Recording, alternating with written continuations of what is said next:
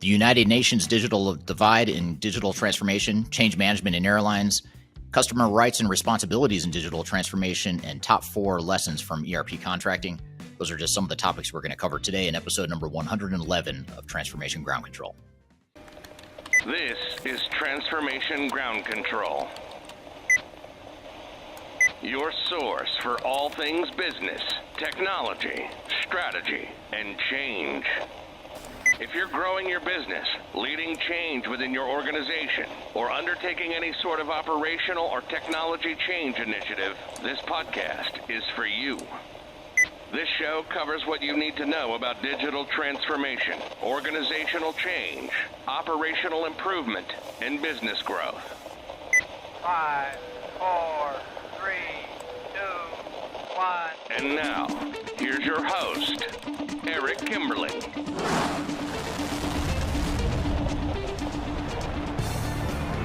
Hello, welcome to Transformation Ground Control, episode number 111. My name is Eric Kimberling, CEO and founder of Third Stage Consulting. We're an independent consulting firm that helps clients throughout the world with their digital transformation journeys.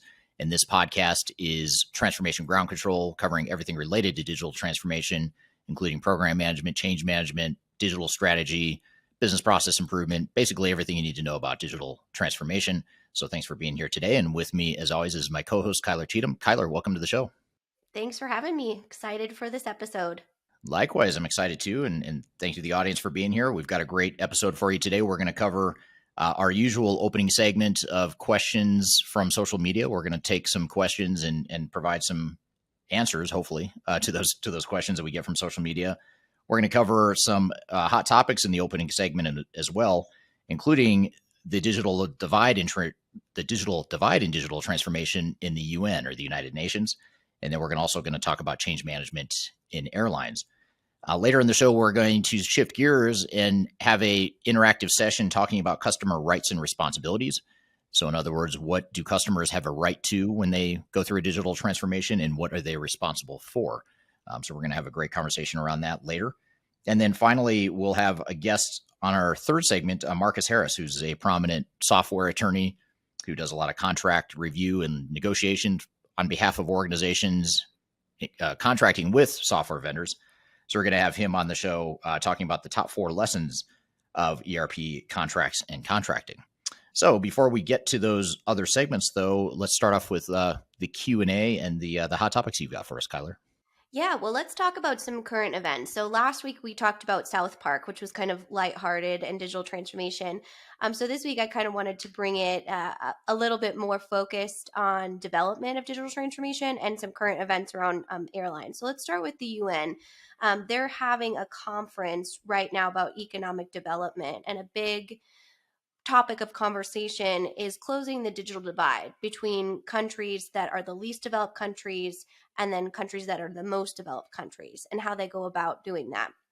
And I know you do a lot, and Third Stage does a lot in developing areas as well, and helping countries that are, or helping companies that are in countries that are coming into new access points and new technology to kind of decide how that's going to work. So I wanted to get your feedback on these programs. So they did a study, the UN International Telecommunications Union, and it shows that there's no signs of narrowing that gap. It's just getting progressively worse.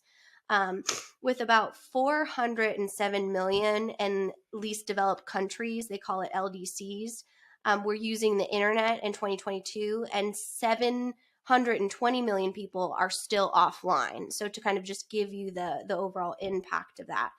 The challenge of bringing these communities online that they're trying to troubleshoot has been more complex than simply building those physical connections or that infrastructure, and they're struggling to make that happen.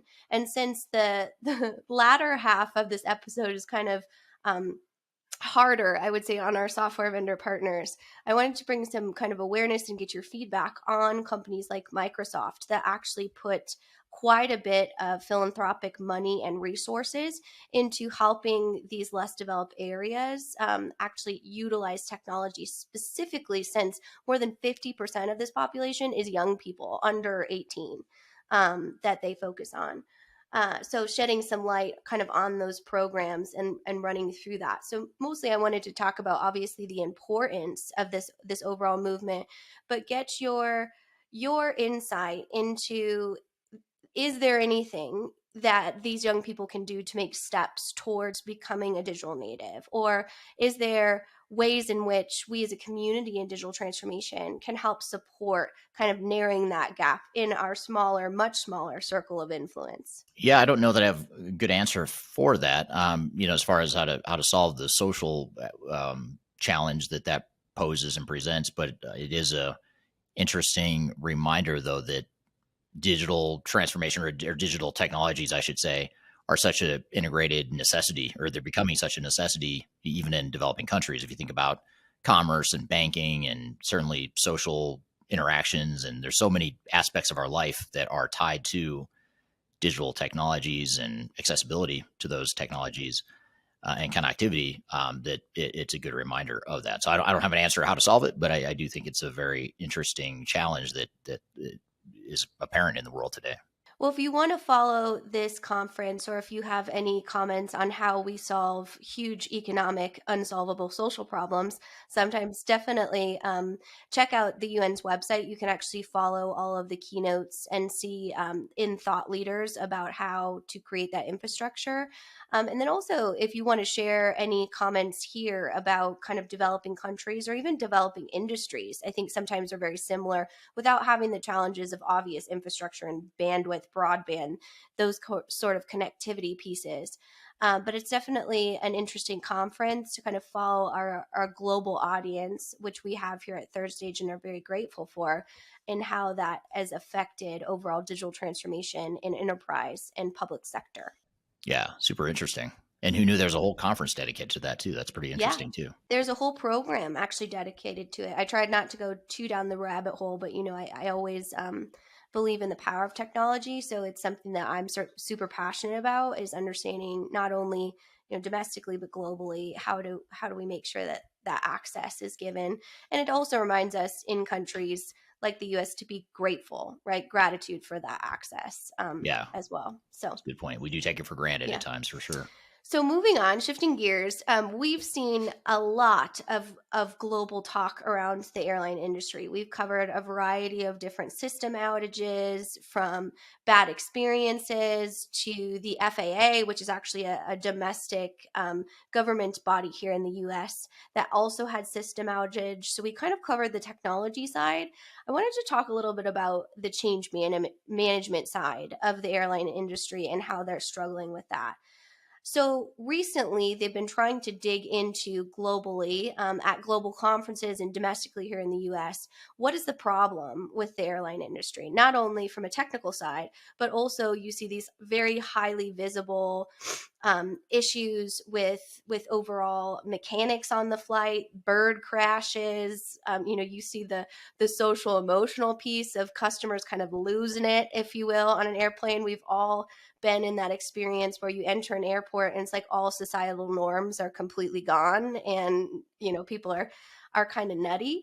So that fact of it, they were trying to kind of solve for that. And some of the bigger pieces that they had for that was the actual impact of the training and kind of user adoption and development when it comes to positions like pilots and flight attendants, and prepping them for this huge demand after a lull within their overall demand because of COVID.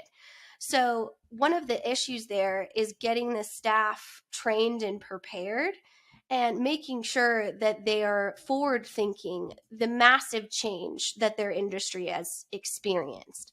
So being a change expert, I thought we could kind of talk through some key tactics when you do have a really huge shift in your industry or overall business processes or technology failure. What are some just basic steps that you can make sure that you're evaluating and you're activating to kind of get in front of something that is so enormous as kind of organizational change management or even industry change management? Well, I think the first thing is to understand the roadblocks and the barriers to change. What are the root causes of the change? And in the case of the airline industry, you have an industry that's sort of a legacy industry. It's been around for a long time. So there's a lot of highly tenured people. It's highly regulated. So there's some limitation on the amount of flexibility you have as an organization. And then there's also unions, labor unions. So you've got some limitations on how you manage employees and what they can and can't do and their roles and responsibility within the organization. So those are just three, sort of glaring obstacles to change or potential obstacles to change in the airline industry. But for any organization, you want to understand what are those either obstacles to change or sources of resistance to change. And you want to anticipate what those sources of resistance are so that you can get ahead of that. So I think the answer really comes down to case by case, sort of it depends, to go with our drinking game. If anytime I say the word it depends, everyone take a drink. But that's part of what part of why we do an organizational assessment for our clients is to really understand the culture of the organization. We look at what the general strategy and objectives of the organization are, what you're trying to accomplish with your digital transformation. And then you craft a change strategy that's tailored to where you are today, where you're headed, and what the landmines and pitfalls are along the way. Absolutely. Well, definitely a really interesting conversation. In prepping for this interview, I watched an interview with Captain Sullenberger. If you remember, he did the Miracle on the Hudson landing that was actually caused by a flock of geese. So for those of you who don't know this story, apparently birds are a huge risk when it comes to airline mechanics, which I was not aware of. But recently in Havana, there had been a flight that had actually had contact with the bird, had to turn around, but the smoke filled the cockpit. And now that we have all these videos and assets and access, right, of people of camera phones, you see kind of that fear real time. But I wasn't aware that he landed on the Hudson with those broken engines because of a flock of geese. So really it's, birds are just out of control. So they're so pretty and cute on one hand, but they create mayhem on the other. So I know. But if you do have any thoughts, this episode is really interactive. So if you have kind of feedback on what you think change management tactics or overall management of a very volatile or an influx industry that you've had experience with, definitely type that in the comments. Just as a reminder, I do go back and pull all of the comments so that we can discuss them on this episode. And we've had actually a lot of great ideas for live streams for hot topics from the audience. So feel free to kind of comment on that. But let's switch gears into some Q&A. Sounds good. Sounds really good. So I'm double fisting today. I couldn't get all of the long questions in the question jar, so that's why my phone is out too. But we'll start with our question jar that we have. Just a reminder, if you're new here, I do go and pull all the questions for Eric on his social media accounts: YouTube, LinkedIn, TikTok, Instagram. You can follow him on all of those accounts, and I pull all the questions so that we can ask him in real time. He's never seen these, which is what makes it really fun. For you. Less so for me. Okay. So this is a question. If you remember from last episode, you had a kind of a viral video about a digital transformation that we had internally at Third Stage that failed or wasn't as, maximum efficiency that we were looking for. So this person asked, I'm wondering what measures you took to ensure that this oversight that occurred won't happen again. I'm not done. So hold on. Because it's a two sticky noter. So just I see. Because of some of the issues you experience are exactly the type of thing that you help clients move through. So I'd like to know how you expect to prevent that in the future. Yeah, well, I think two things I point out in the video is one is it's as much as I hate to say it, it's easier to help others through transformation than it is to apply those lessons to yourself. And I think that's a human flaw for certain. And so that's one aspect is, we're more focused on our clients, making sure they're successful. That in this case, I think we sort of neglected our own needs as it related to a transformation. But the second thing that's even bigger is that this one was, in my mind, a really minor transformation. We weren't replacing any business process or workflow based systems like an ERP system or a CRM system or anything like that. This was simply a hosting provider change, right? So on the surface, it sounds super easy.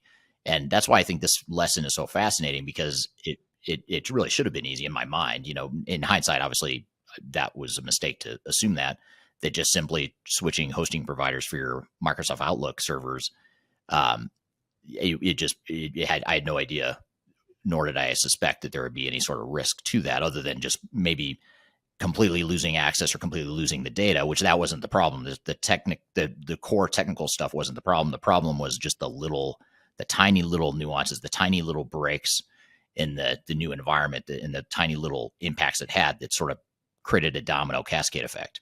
So to answer the question, though, I'd say, the bigger the transformation, I'd say in general, I think that the heightened awareness of risk is, it doesn't solve all the problems, but you're expecting challenges. You're expecting there to be risk, and you're looking for those risks. When it's a smaller, or it's perceived to be a less material transformation, the fallacy, or the flaw that we fell into, the trap we fell into, is thinking that it was simpler than it really was.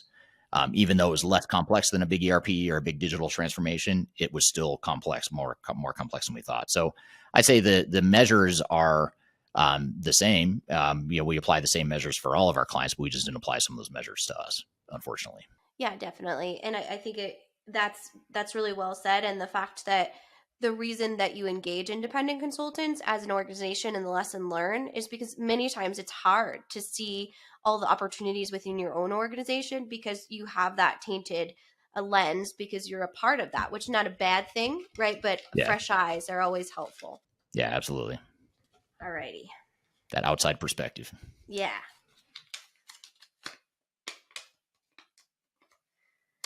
Okay. Hi, Eric. I always love the ones that start like that. I know you were talking about Odoo, but how does it compare to 202 Enterprise that doesn't require the same amount of resources in IT? And I think I'm interpreting this question right, but let's talk a little bit about open source and IT resources and how you need to be mindful of what that looks like in going into a low code or no code system. Yeah, so open source systems allow for more flexibility in many ways, because you have more control and more flexibility with the software, and you can sort of you can access the code and make changes to the software in ways that you either can't, or it's more difficult to do with some of the more commercial off the shelf systems. But with that comes a darker side, which is, you do have to have IT staff that can maintain that system. So, low code environments, or just general configuration environments, you're going to have, end users that can manage a lot of that stuff. But here, in the case of a open source system, you need a little bit slightly more technical prowess or capability to be able to manage that. Definitely. And that in the evaluation process is super important, right? Is understanding those different roles and responsibilities, like with any digital transformation. Yeah. Yeah, absolutely. So this one is actually from one of your streams on YouTube. And he says, Eric, I'm wondering if you can give us an example of one of the most complex digital transformation failures you've been involved with.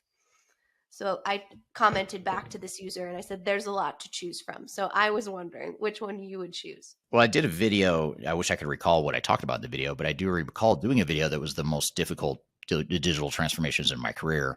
Not that they were all necessarily failures, but I'd say, probably the most complex failure that I've seen or been involved with as an expert witness was the Waste Management versus SAP lawsuit. And that was a big lawsuit about 15 years ago that involved Waste Management, which is, I think, North America's largest waste and recycling company. They had tried to implement SAP, project failed. They sued for hundreds of millions of dollars in damages, and we were retained as an expert in that case. So, we weren't a contributing actor in that failure. We came in after the fact to be an expert witness, but that was a super complicated case. One that involved a system integrator, obviously a software vendor, a big, large, complex, highly political organization, and just a lot of weird internal dynamics that I can't talk about in great detail because of confidentiality. But that was probably the most complex, the most difficult failure I've seen was that one. Partly, and part of it too, I have a bit of bias on that one just because it was my first expert witness case. It was one of the biggest expert witness cases that I've been involved with. So it just, the magnitude of it, the visibility of it, the complexity of it all was very memorable. Is it safe to say that the more complex the system, the more complex the failure? Or would you say that that's not true? It can contribute, but I'd say the more complex the organization, Mm-hmm. the more complex the failure. So this was a very complex organization. There were, you think about waste and recycling. That's a very unique industry. There's not a ton of companies throughout the world that do it. There's more than one. Obviously, there's a fair number, but it's not like manufacturing where there's just a ton of manufacturers out there and a ton of lessons learned and mature technologies to deal with that sort of capability or that functionality. With waste and waste management, it's a different story. So there's not mature technologies to deal with that. Plus, it's a unique industry. Plus, it's a highly political industry, and that company in particular was very political and has some organizational issues that were well beyond digital transformation. They had issues way beyond just implementing new technology. Absolutely. I know you and Marcus will kind of go into that in our third segment here. But just as a reminder, if you do have more questions for Eric or the Third Stage team, you can go ahead and pop those in the comment section wherever you're watching. We go through and aggregate and pull all of those and ask Eric and team all of the great questions. Specifically, if you have a question about a system, I do go to our system expert and then I comment on that. So a lot of times that's why you see me in there too, talking about specific systems. So, but I'm excited to get to this conversation because I think it's one of the most important live streams you've really ever done, even though it was just you did a solo stream. So at the end, definitely stay tuned because I'm going to pull all the comments and ask Eric some additional questions that he wasn't able to get to in that stream. Yeah. So in this conversation, what we're going to do is we're going to talk about customer rights and responsibilities. After the break, we're going to come back and take some audience questions. We'll talk about customer rights and responsibilities. And really the idea here is that you have certain rights that often are violated, I'd say, by system integrators and vendors, but you also have responsibilities that a lot of organizations neglect. So it's sort of a double-edged sword. And that was the intent of the conversation, was to talk about, if you're an implementing organization going through digital transformation, what are your rights and what are you responsible for? And how can you make sure to keep those things top of mind? And then later in the episode too, we'll have Marcus Harris on, who will be a good segue or good transition from that rights and responsibilities, coming back to failures in that question we just talked about. We'll talk about, he'll be on to talk about the top 4 lessons of ERP contracting. And in that conversation, we'll talk about failures and what could lead to failures in the contracting process as well. So we'll take a quick break. When we come back, we'll shift gears and talk about that conversation regarding customer rights and responsibilities. We'll be right back with more Transformation Ground Control.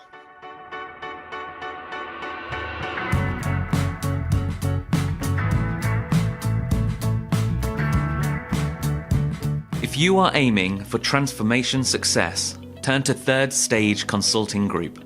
Third Stage's independent and technology agnostic consulting team helps clients define their digital strategies, define their roadmaps, and manage their transformations. With offices in the US, Europe, and Australia, our team helps the world's most forward-thinking organizations through their transformation pitfalls and risks. If you are embarking on a digital transformation or business change initiative, contact Third Stage Consulting to see how we can help you reach the third stage of transformation success.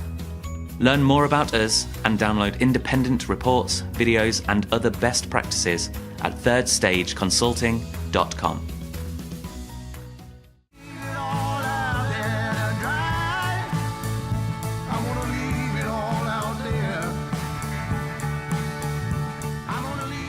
Hello, welcome back to Transformation Ground Control, episode number 111. You can find new episodes of the show every Wednesday on YouTube, LinkedIn, Facebook, Twitter, as well as audio podcast platforms throughout the world. And we're excited for this next conversation. We're going to talk about customer rights and responsibilities and what it means to your project and some of the things you should be thinking about or have top of mind as you navigate your digital transformation. But what I want to do today is talk about what is it that the implementing organizations have a responsibility to do on one hand. So on one hand, I want to cover what is it that implementing organizations are responsible for. In other words, what are the things that they can't get out of or shouldn't get out of because they're responsible for ensuring a certain amount of the critical success factors for a digital transformation. But on the other hand, I also want to cover what rights customers have. So implementing organizations have certain rights that they aren't often afforded. And I'll talk about some of those dynamics here within the industry that contribute to some of those lack of rights or lack of empowerment for organizations that are going through digital transformation. So I really look forward to the conversation here today. So again, two different angles we're going to cover: rights, which is what are those things that a customer has a right to that they're not getting, and then on the other hand, what are the responsibilities, the things that you can't abdicate, you can't just outsource. These are things that you have to own.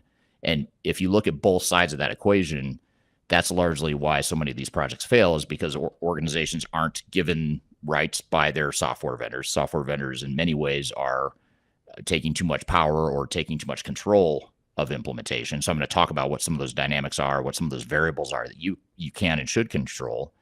And then I'm also going to talk about the responsibilities. What are the things that you're responsible for that no one else can be, that you as an implementing organization need to be responsible for? And lastly, but certainly not least important, I also want to make sure we cover today what you think. What are your thoughts around what are the rights and the responsibilities of organization? So I want to start off with rights. So I want to maybe take it from a perspective of what are those things that you as an organization, if you're implementing new technology, let's say it's an ERP system or CRM or HR system, supply chain, whatever it is, it doesn't really matter what technology you might be deploying. This is a technology agnostic conversation for sure. But what are those rights you have as an implementing organization? And I'll kind of go through 5 that I've identified or want to use as a starting point here, and then I'd love to hear your thoughts as well. But the first thing that I have on my list here is that it's your digital transformation. So that's a really important context setting backdrop that's important to unpack a bit, which is that when you're going through a transformation, a lot of times there's a feeling that the system integrator owns the project. It's their project because they're the experts and they are the ones that come in to deploy technology. But at the end of the day, this is your business. Your business is what is leaning on this new technology to make it better. And so there's key decisions and control and ownership that you have a right to have for any given project. We have one client in particular, just to give you a quick backstory of sort of an extreme example of this right not being adhered to or being a failure point for one of our clients. We have a very large client right now that's going through a large tier 1 ERP implementation involving SAP, and they have a large system integrator that's helping them implement.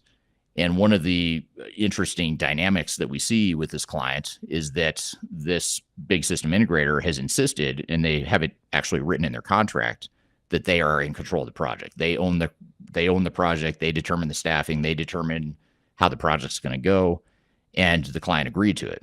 And so that's creating a lot of problems because, first of all, you don't have ownership of the project when you've outsourced and you've given that much control to a system integrator.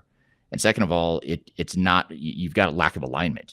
You have a problem here because you've got an outside third party who doesn't know your business and what you're trying to accomplish, who's trying to force fit technology in a way that they're used to deploying that doesn't necessarily align with the client's interests. And that's exactly what this particular client is going through. And this might be an extreme example in this case because it's actually a contractual situation where they've actually agreed to it contractually to allow the system integrator to have more control than they probably should. And most clients don't go that far, but what we do commonly see is organizations give and cede too much control to clients, and they don't take ownership or they don't have the ability to take ownership. Or in some cases, they don't even think to tell themselves that this is our transformation. This is our project. We're the ones that should be determining how this project goes. Yes, we should be leaning on third parties and experts as needed, but ultimately you have to own it and you have to treat it as your transformation. So that's a right that organizations I think should have, which is to own the transformation and have it be their transformation. It sounds super simple, super basic. It sounds like a no-brainer as I'm saying it, but it's fascinating to me how few organizations recognize that and actually take action accordingly and manage accordingly. Somewhat similar to that whole thread of this being your transformation and the implementing organization having a right to own the project, similar to that is a second thing on my list here, which is you decide the pace and the tempo. So if you are going through a project, let's just say you've selected an ERP system and you get a proposal from a software vendor, system integrator that says, we can implement this technology in 18 months. They probably can implement technology in 18 months. That's not really the question. The question is, how well can this technology be implemented within your organization to actually be consumed by and adopted by your organization? And in this case, when a proposal or when a software vendor suggests something like 18 months, it's typically going to take a lot longer than that to get full adoption and actually get a real implementation in place.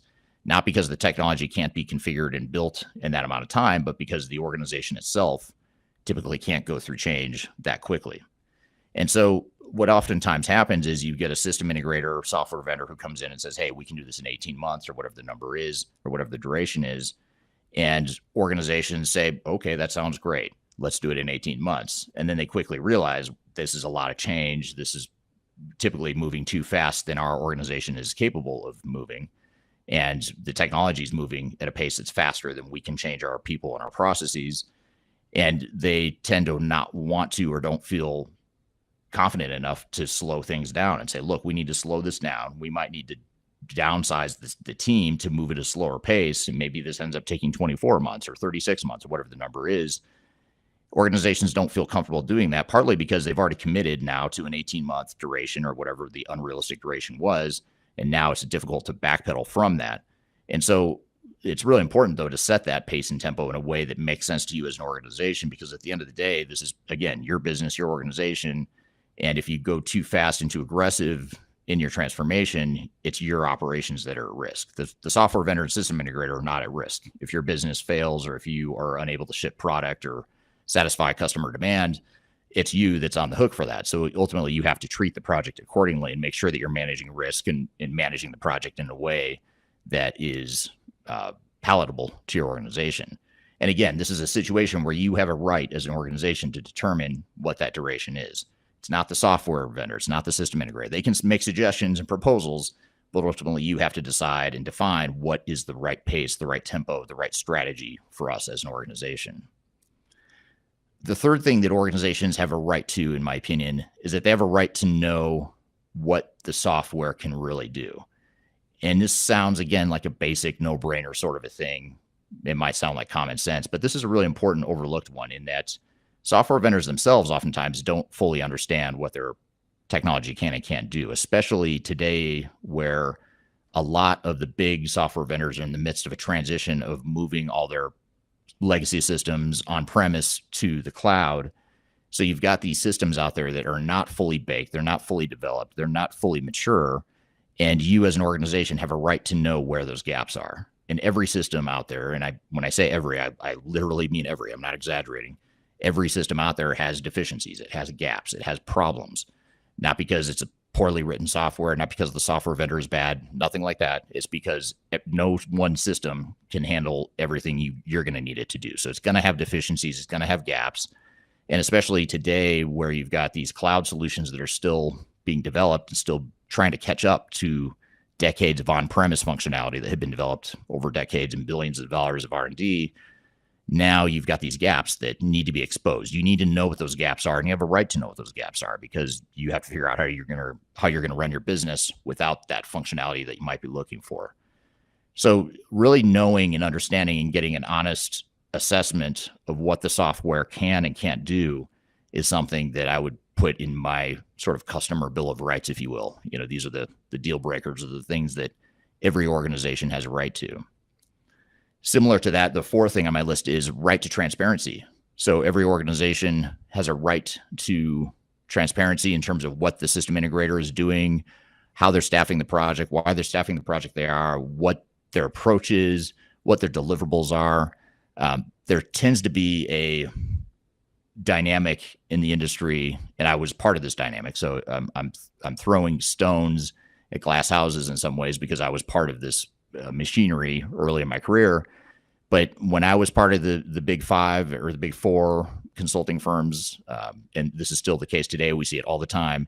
There's an art that these big system integrators have mastered, which is to sort of create a dynamic of don't look behind the curtain. Let us do our job. Let us create the technology. Let's build the technology. Let us deploy it. We're the experts.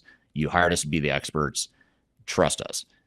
And to some degree, you do want to trust. Obviously, you're hiring someone because you trust them. You want to partner with them. But in my opinion, oftentimes, more often than not, system integrators and vendors take that too far. They take it way too far and really don't have that accountability and transparency that should go along with a healthy partnership and a healthy transformation.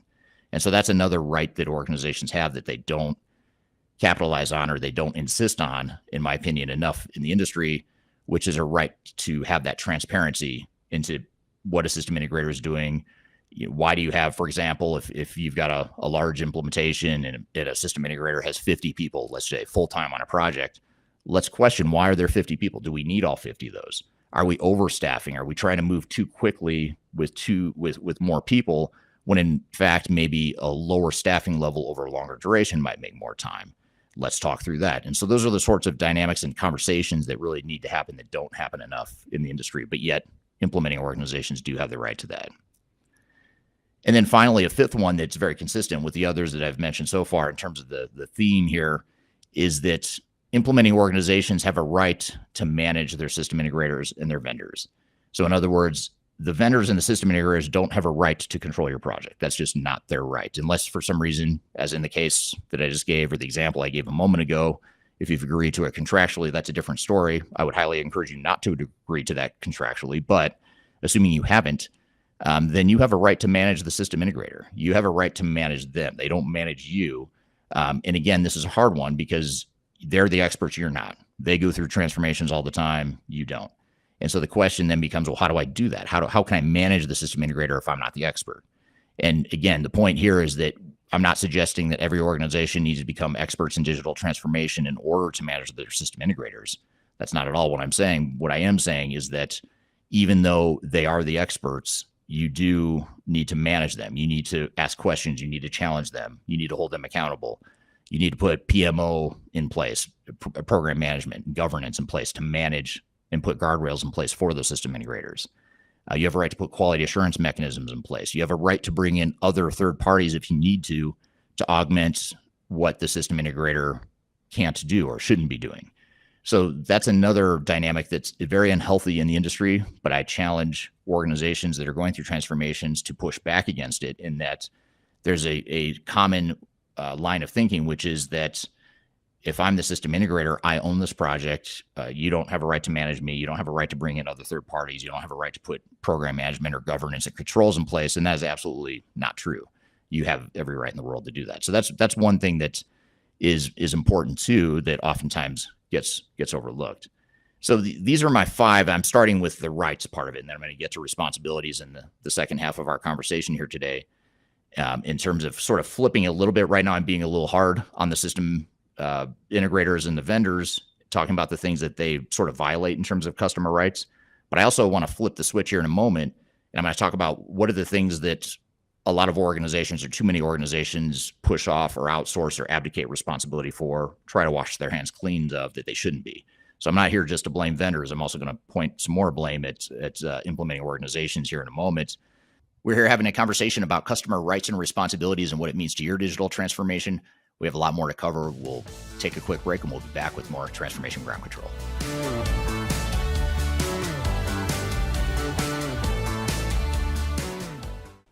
If you are aiming for transformation success, turn to Third Stage Consulting Group. Third Stage's independent and technology agnostic consulting team helps clients define their digital strategies, define their roadmaps, and manage their transformations. With offices in the US, Europe, and Australia, our team helps the world's most forward-thinking organizations through their transformation pitfalls and risks. If you are embarking on a digital transformation or business change initiative, contact Third Stage Consulting to see how we can help you reach the third stage of transformation success. Learn more about us and download independent reports, videos, and other best practices at thirdstage-consulting.com.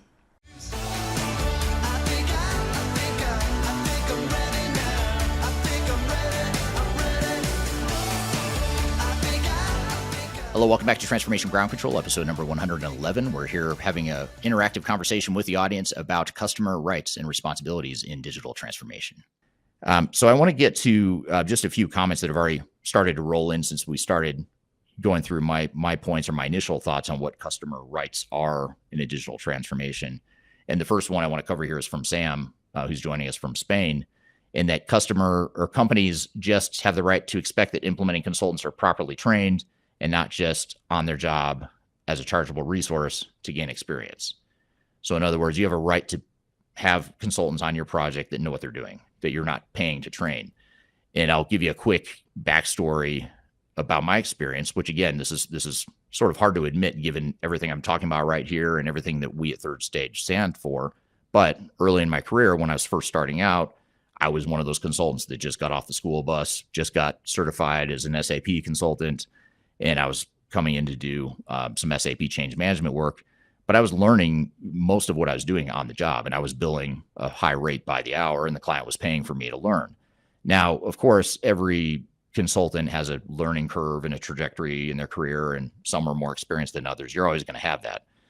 But there's a fine line between, paying a junior resource who's not as experienced compared to a more senior resource that charges more.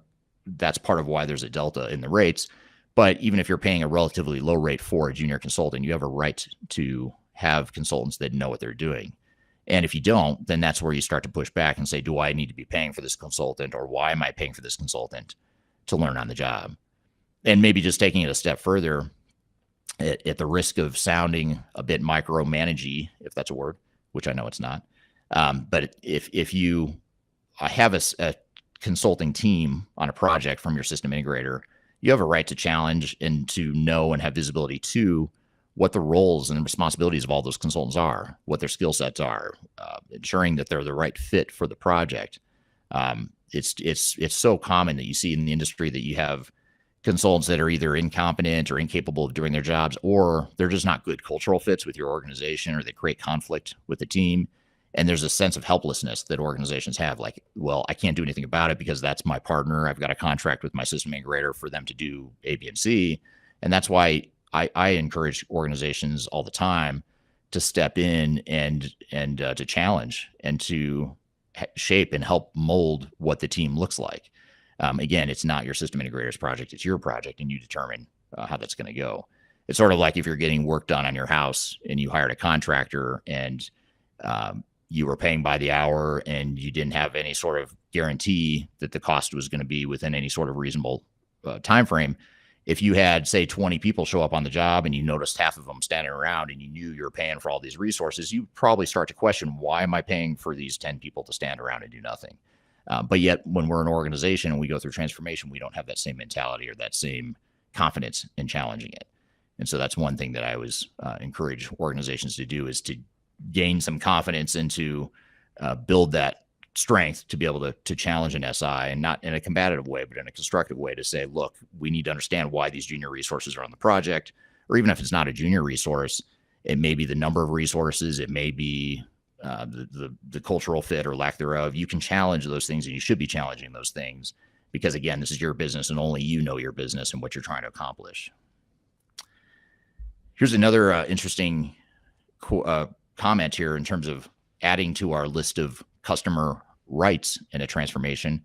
This is from Gassan on LinkedIn. He says, you have a right to control the digital transformation project and the rights to intellectual property. It's a really interesting one. I can comment more on the right to control the digital transformation project. I totally agree with that. I highly encourage organizations to establish some sort of PMO function or program management, program governance that the SI or the vendors fall within. Too often, system integrators and vendors will say, don't worry about that, we got it. We've got a project manager that's going to come in and do that for you. Well, the problem with that is, first of all, there's a difference between a project and a program. The project manager that a system integrator or vendor provides is to manage a technology work stream. And there's several work streams within a transformation. Technology is just one of them. You don't need or want, nor should you have your system integrator managing the non-technical work stream. So things like change management or process improvement or the overall PMO, even overall system architecture, even data migration. Those are things that you typically want to have specialists or other parties that are better at it to manage that. And so again, this gets back to the point of, you have to manage that stuff. You have to find a way to manage that either with your internal resources or with outside help or whatever the case may be. As it relates to intellectual property, I guess there's a fine line there. I suppose if you develop your own customization, there's a question there of who owns that intellectual property. I am not an attorney, and if there are any attorneys that happen to be on the line here today, I'd love to hear. I'd love to hear your comments here. In fact, I noticed that Kyler on LinkedIn tagged Marcus Harris, who is a prominent IP attorney. He also does a lot with digital transformations. He's been on my podcast before. I'm not sure if he's on the stream, but if he is, I'd love to hear his legal advice, even though I'm sure he can't give free legal advice over a live stream, but maybe he can give us some thoughts or things to think about if he's on here today. So here's the question we had that Kyler on LinkedIn had for Marcus, which is, have you seen this contracting issue before? How can organizations avoid it? I'm not sure which contracting issue that's referring to, since I'm not seeing the reply that's to. Here's a question I want to get to from William on, he's on YouTube. So William has a comment here, or a question: how often do clients poorly define their success expectations contractually? Assumptions made but not written down.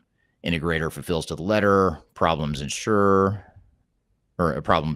I should say. So that's the question there, the comment. And I would say, and again, this is another question from Marcus, who I see is joining us on LinkedIn. I just saw him in the chat here, and I'll get to his comment on another unrelated thing here in a minute. But this is another thing that Marcus might have a good comment here on. In fact, I probably should have just had Marcus as a guest to tell me, talk through this. But so the comment of how do clients poorly define their success expectations contractually? And I'd say that's very common that organizations do that they poorly define their success expectations. I think too often the focus is on a deliverable, a technical deliverable, which again might be okay because really you're hiring your vendor to create a technical deliverable. The problem typically isn't that the success expectations in the contract are wrong for that work stream or for that job or that role that you're hiring a contractor or a system integrator for. But the problem is you don't have any parties or any contractual relationships with anyone else to fill in all the other gaps. So it's not necessarily always the case that you need the SI or the vendor to be providing more clear success factors that are outside their scope.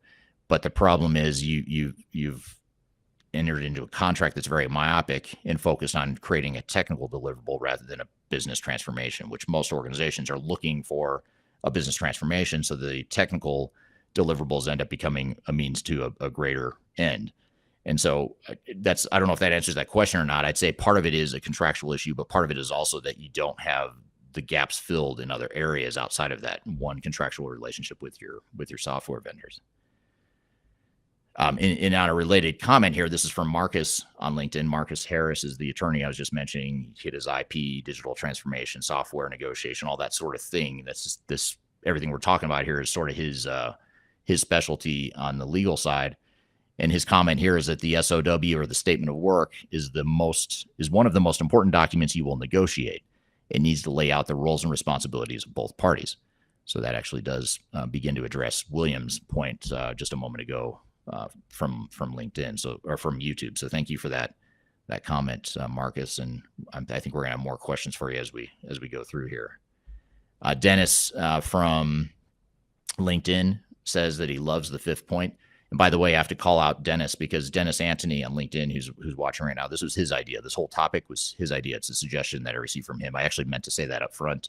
So apologies that I didn't mention that earlier, Dennis. But if you want to thank someone for a great, brilliant idea, you can ping Dennis, who I have his name up here on the screen. If you hate the idea and you hate this topic, you can blame me instead. But hopefully that's not the case. Okay. So here's another interesting comment from Ghassan. So Ghassan says that you have a right to privacy, no data to be leaked during the digital transformation project. Great point. That was not even on my radar, not even something I thought of, but it's a very good point, as I did not think of that as a thread when I was preparing for this discussion, but it's a really important one, the right to privacy and making sure that your data doesn't leak along the way. And not only that, but maybe taking it a step further, you also have a right to make sure that your project is implemented in a way that preserves that data privacy and gives you the tools to manage and ensure that going forward, even after the transformation, that you have tools and technologies in place that won't have any cybersecurity or privacy issues going forward. So here's a comment from Kyler on LinkedIn, and she says, you have a right to select, customers have the right to select their team. cultural fit is critical, and so many times we see vendors force fit PMs and support teams to bill at a higher rate. You have the right to select your team. It should be collaborative. That's very well said. Again, too often organizations or system integrators have this sort of don't look behind the curtain mentality. They're going to bring the team. They're the experts. You've got to trust us. Stop challenging us. Just let us do our thing. And yes, you need to trust to some degree, but I'd say if you take the trust but verify approach, too many organizations lean way too far toward trust and not nearly enough toward verify and sort of validating that they've got the right approach and poking holes and challenging and collaborating where necessary. And again, I know there's a fine line between being super micromanaged or focused on micromanagement versus trusting a outside third party. But again, I think too many organizations are erring on the side of trusting too much. And in my opinion, that trust gets violated more often than not along the way. A couple other comments here from Ghassan again, intellectual property for customizations and property. So that's a question that actually we had for Marcus too. If you're listening, Marcus, is if a customer customizes software, does something to create something unique within a transformation, and they're using a software vendor to develop that for them, who owns the IP, or is that something you should negotiate in a contract? I guess that would be more of a question for Marcus if he's listening, has any semi-legal advice for us on that front. Another comment here from Dennis again on LinkedIn. And thank you for all the great comments, by the way. There's a lot here, so I really appreciate the active feedback here. Dennis says you have a right to raise questions of the system integrators and get the reply from the OEM software company if the answer is not satisfactory. So if you're implementing Microsoft Dynamics, let's just say, and you're using a system integrator to implement, system integrator doesn't have a good answer, they can't figure out a certain function, they can't figure out how to do something that the software can or should do, then you have a right to go to the software company, in this case Microsoft in this example, to ensure that you get the answer you need. And that's a really important one too, because again, in this transition state that the industry is in right now, where we're transitioning from on-premise to cloud solutions, total rewrites of the software in most cases, you're just getting situations where even the more experienced implementation and technical consultants don't fully understand the software, partly because it's changing and evolving every day, but also because a lot of that capability is not yet developed and it's still being formulated and built as we speak. So you do have a right, and you want to make sure you lean on your software vendor if you can't get what you need or the knowledge you need from the system integrator themselves. So that's good stuff. There's a lot there about what some of these customer rights are. But I want to shift gears here for the second part of our conversation. And before I do that, though, a really good comment that just came in I want to get to is that this is from Sam on LinkedIn. He says customers should have the right to have their own consultants monitor the SI's consultants. Great point. And it's a great add-on to my earlier point around managing the SI. And you're right.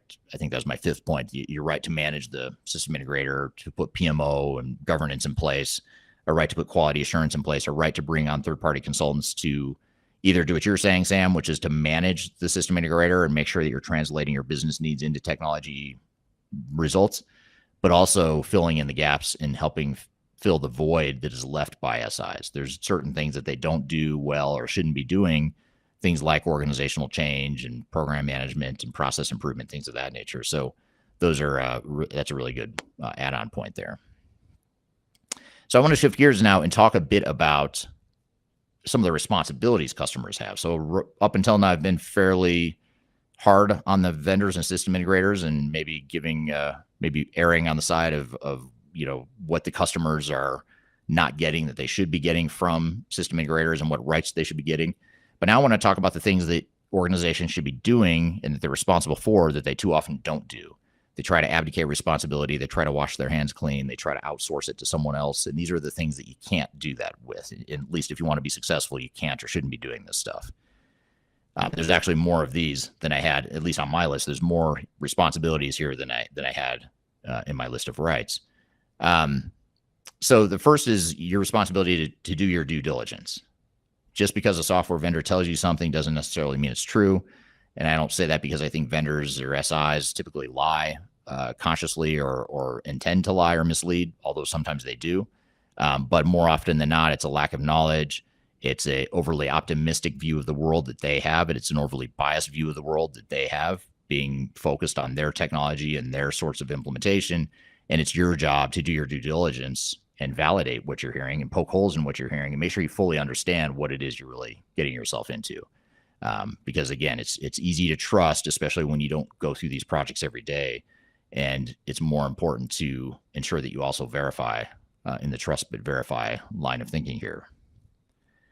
A second thing is to define a realistic plan, budget, and resources.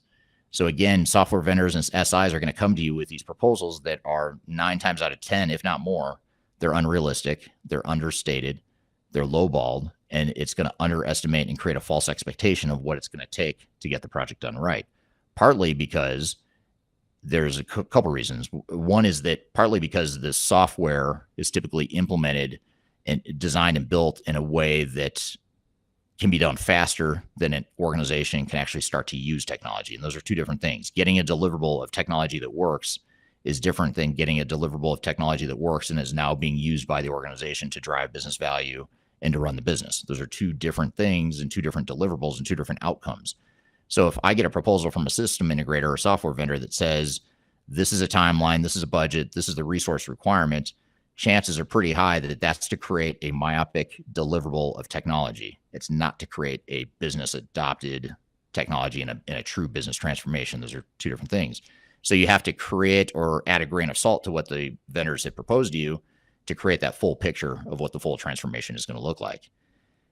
An even more fundamental reason why the plan and budget and resource proposals that you get from software vendors are so often understated is because they're in sales mode when they provide those to you. They are trying to sell you on their services. They're trying to sell you on the value of their technology.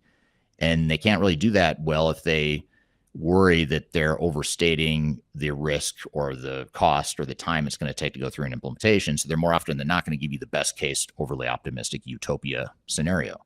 And so you have to take it with a grain of salt and say, well, maybe it's possible to implement our technology in 18 months, but we know our organization and what we're trying to accomplish with this transformation, and maybe 36 months is more realistic. It's not a terrible thing to add time to your timeline as long as you're managing and being aggressive in how you manage the project, and you're not just letting time get away from you. You obviously need to have a sense of urgency, but there's a difference between having a sense of urgency and having a completely unrealistic plan. Those are two different challenges. So the second one then is defining a realistic plan, budget, and resources. The third responsibility, which is similar to one of the rights you have, but it's also a responsibility, is to manage your system integrator and implementer. And back to Sam's point on LinkedIn, if that means that you hire a third-party, independent, neutral consulting firm like Third Stage, and there's others out there as well, so this isn't meant to be totally self-fulfilling or self-promoting, although I am self-promoting.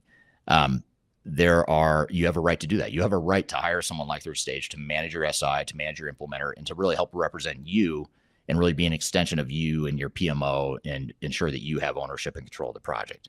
So you have a right to that. SIs do not like it. To be 100% clear, SIs do not like you to have a third party in there. It creates accountability. It takes away that curtain, the curtain of don't look behind the curtain, Wizard of Oz sort of thing. That goes away for the SIs, and they don't like that. They also don't like anything that is perceived to threaten their revenue stream. These big projects, especially the bigger client you are, there's more at stake, and they're going to try to protect their quote unquote turf, even though it's not their turf, it's your turf, but that's a whole nother conversation. But SIs will work very hard to protect their turf. That was one of the first things I noticed when I went to Price Waterhouse back in the 90s, is I was fascinated and disturbed at the same time by how much time we spent. And by the way, billed the client for this time, by the way, which is another whole nother problem and story for another time. But we would bill the client to find ways to protect our turf. It was a very political, highly political situation, and we were very good at it. I couldn't believe how good that PwC was, and our team and every project I was on was very good at just keeping outside third parties out, keeping that curtain up, making the customer feel confident and comfortable without challenging us in any sort of meaningful way. And that it was super unhealthy, and it didn't make sense to me at the time. And still 25 years later, still doesn't make sense to me now. In fact, it makes even less sense to me now. So you have a right to manage your system integrator and your implementer. Again, think of if you're having work done in your house, you're not just going to open up a checkbook and let whoever come into your house, as many people as the contractor wants to bring. You're not going to do that. You're going to push back and say, look, I don't want to pay for A, B, and C, or we're being inefficient over here, or over here you're not making these adjustments to my house the way you want. I think we as individuals would probably feel pretty comfortable pushing back on something like that. But for whatever reason, organizations and the organizational dynamics that most organizations have create this learned helplessness and this lack of confidence in ability to do that, even though we would probably do exactly that if it was a personal situation. A fourth responsibility that organizations have is to define what you want to be when you grow up. So in other words, don't go in and buy technology and assume that that's going to define for you what your future state organization is going to be. You need to have a very clear vision of what it is you're trying to accomplish, not just strategically, but also operationally, business process-wise, organizationally. You need to have a clear vision of what it is you're trying to accomplish and what you want the organization to look like. And you also need to make sure you take the time to do those things that you're trying to do. So again, it's not just a matter of hiring an SI and a vendor to come in and slam in some new technology. You need to take that time up front to plan that stuff out and to have a clear path, clear vision and future state operating model and a future state organizational design that you're going to execute to.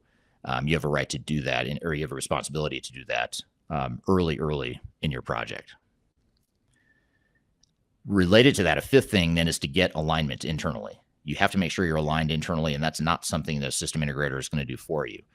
And the less aligned you are, and the more involved the system integrator gets, the more expensive your lack of alignment becomes. What I mean by that is system integrator brings on army of consultants to start designing and building stuff. You aren't aligned as a team. You haven't defined your future state. You don't know what you want to be when you grow up. You can't get on the same page. Guess who's paying for that while you try to figure it out? It's not the software vendor or the system integrator that's harmed by that. It's you that's harmed by that, because now you're paying while the meter runs on the system integrator and the software subscription fees. The meter is running. The dollars are adding up while you're sitting there trying to figure out what you want to be when you grow up, and you're trying to get on the same page. So your job or your responsibility is to get alignment and to do that before you start jumping too far into the implementation, before the really heavy spend starts to ramp up on a project. You need to make sure you have that alignment, and too few organizations do that. The other thing, and a second to last responsibility I have in my list here, is to do the things that your system integrator can't, won't, and or shouldn't do.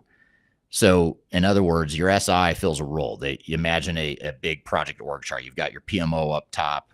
You've got different work streams like technology. You've got change management, data migration, architecture, process improvement, a bunch of different verticals. You'll also have third-party or other bolt-on systems, especially if you're doing a best-of-breed sort of situation. You might have multiple technology work streams. So the SI fills one box in your project org chart. You have a right and a responsibility to figure out how you're going to fill in those other gaps. SI may tell you, don't worry about change management. We got it. We're going to train your people on the technology. That's not change management. That's a very small subset of change management. That's not change management. SI might tell you, don't worry about program management. We've got a project manager. They do project management of one box on a project org chart. They do not do program management. So your responsibility is to figure out, how am I going to fill these gaps? How am I going to add that layer of program management? How am I going to add the change management I need? How am I going to figure out the data migration? How am I going to define that shared service model that I'm moving towards, or that standard one company business process model that we're moving towards? That's up to you to determine, and then you translate that into what the SI needs to know to be able to build the software to do their part of their box on the project org chart. So that's another responsibility, is to make sure that you do the things and find ways to address the things that the system integrator can't, won't, or shouldn't do. And then finally, the last thing I have on my list, and then I'll turn it to the audience here to see what you would add to the list, is to establish a PMO, or a program management organization. So again, it's back to the point, technology work stream, fine. You've got a project manager from your vendor or system integrator. You've got a technical project manager that's going to manage that work stream, but now you've got to figure out the overall PMO. what's my project charter? What's my overall program plan that includes all the different pieces of my transformation, not just the SI or the vendors? How am I going to do the change management, all that stuff? So you need that PMO, you need the project charter, you need the program plan, you need the resourcing plan, the overall strategy, the governance and the framework and controls, the risk mitigation. That's another huge one. That system integrators don't really want you to have too much visibility or transparency into what the risks are. In fact, they're going to work very hard to downplay those risks. That's something else I learned early in my career, is that how much time we would spend spinning risks and bad news. We were really good at making bad news sound not that bad. And what you're doing is you're kicking the can down the road, and it's going to catch up to you some point.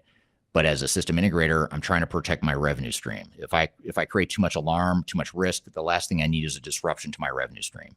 So I'm going to find a way to push that out and to minimize and downplay that risk. But what you as an organization need to know is you need to know that risk sooner than anyone's willing to tell you. You need to know the risks up front so you can mitigate them quickly, because by the time you realize that the risks are there and by the time you start to feel it, it's usually too late. Usually by then there's no turning back, or you're getting massive delays in your project or massive disruption to your operations when you go live. There's just too much disruption if you push that out. So it's in your best interest to identify risks as early as possible, even if it's not what you or anyone wants to hear. And none of us want to hear the risks, of course, but someone has to be talking about and mitigating those risks. So those are my list of responsibilities. Again, there's more responsibilities, I'd say, than rights, at least in my opinion, or in my initial list preparing for this conversation. But those are just some of the things that come to mind. So I'm curious to hear from you, though. What are some of the other responsibilities that you think customers have, or what are the other responsibilities that you've seen customers fail on in terms of their transformations? I'd love to hear your feedback there as well. Here's a long comment. I'm not going to show it on the screen just because it won't show, but it's a really good one. So I want to make sure I get to it here. And this is from Sam on LinkedIn again. Sam says, I've spoken to too many companies who, when they bought an ERP system, didn't understand what they had bought.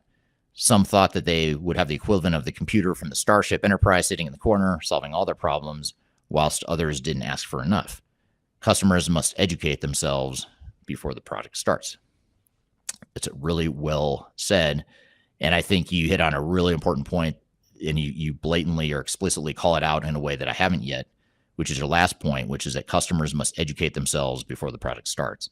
And I think that's probably the best way to empower yourself too. The more you know, and the more you have an unbiased understanding of the good, the bad, the ugly of what you're getting into, the more empowered you're going to feel, and the more you're going to be able to fulfill these rights and responsibilities that I'm talking about here today.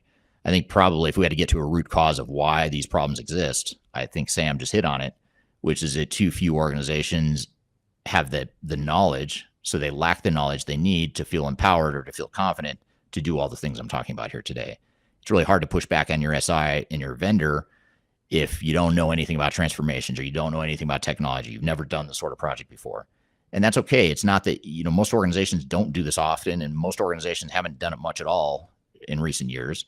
And they're doing this for the first time, in some cases, the first time in decades. They're going through a transformation of some sort. So it's not that you would expect an organization to have all this knowledge out of the gates, but you can find ways to educate yourself. Bring in those third parties that will help educate you.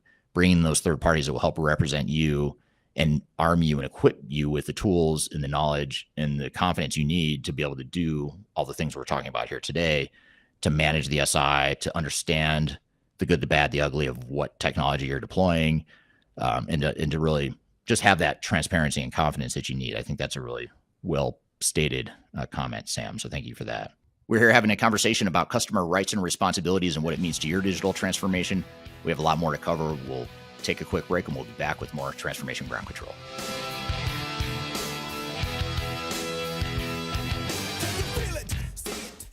Interested in working for a company that truly values your unique skills and experience? Here at Third Stage, we don't hire based on resumes alone. We look at the full candidate, experience, and willingness to provide excellent service for our clients. Within a technology, independent, and agnostic consulting firm, you have the opportunity to learn across industries with a diverse group of clients. Our consultants also have the opportunity to diversify their portfolio and learn across technology systems. If you're interested in joining a high-growth entrepreneurial organization, please reach out to us at work@thirdstage-consulting.com.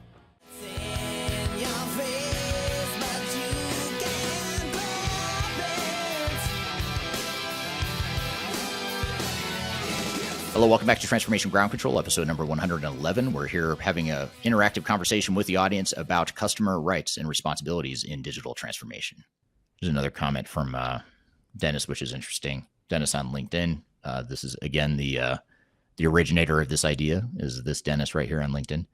The idea for this conversation, I should say.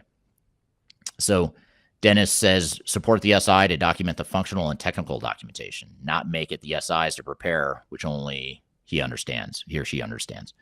Great point. Really well said. And I think that's a key thing here, maybe just pushing or adding on to my comment earlier about the right to transparency and the right to visibility into what an SI is doing. Customers have that right. And the way to do that is to work side by side or more closely with the SI to create some of these deliverables. You know, one thing that SIs do, which is brilliant, but I'd say in a sociopathic way, not in a good way. SIs are really good at making customers feel like they are being collaborative. Like they'll come out with these org charts that say, okay, here's our project org chart. We're gonna put our PM in place. We're gonna have all these functional leads, and I forgot what they call it. I think a lot of them call it two in a box, I think is what the term that a lot of the big SIs use. They'll call it two in a box. So we're going to put two people in each of these boxes on an org chart. And one's going to be from us, the SI. The other one's going to be from you, the client. And you look at that and you think, that's great. That's exactly what we want. We want that collaboration. We want to work side by side with you. The problem there is it's overstating the role of the second person in the box. It's overstating the role of the SI or of the implementing organization. And instead, what it is that the implementing organization becomes more of just a subject matter expert that's answering questions about how to configure the software. But that second person in the box on the org chart isn't typically heavily involved in actually doing configuration and learning side by side with how to configure the software or how to document what's been configured and just how to learn the software in general. It goes back to that don't look behind the curtain mentality that SIs have. It's, yes, we need you to a certain degree, but we need you to go away and let us do our thing beyond that. And I think pushing into that and really pressing on that dynamic, that unhealthy sociopathic trend or that behavior is something that's very important, because that is something that's going to enable you to really have that ownership and have that knowledge and to eventually work to have consultants go away.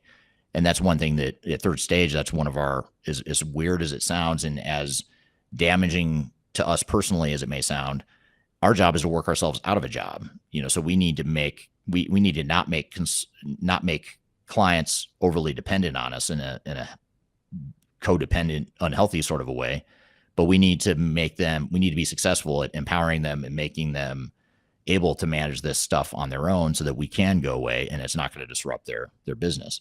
And the irony of all that, by the way, just as a side note, is the more we do that, I'm finding the more business we get from those same clients. They want to hire us because they trust us. So they'll end up hiring us back anyway. So if we just keep working ourselves out of a job, they're going to bring us back for something else because they like us so much, and there's other needs that are going to evolve over time. And so I've just found that it's almost, in the short term, you have to be sort of anti-self motivated, which is going to lead to more self-interest later on. So unfortunately, most SIs don't do that, though. They're focused on the here and now of like, this is a massive multi-million-dollar contract for us, and we are going to do everything possible to protect that and maximize that contract to get as much revenue out of that as we can. And I guess we could have a philosophical, ethical debate another time of whether that's intentional or not, or, whether it's understandable human behavior, but that's a whole nother conversation, which might actually be fun to have sometime.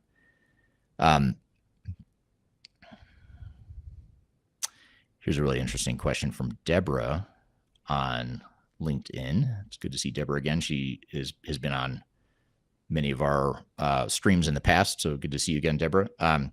So I'm going to hide the question here for a second because just so I can read the whole thing. So I'll hide it off the screen here. But Deborah on LinkedIn says it's interesting that the SIs are the bad actors in many of these scenarios.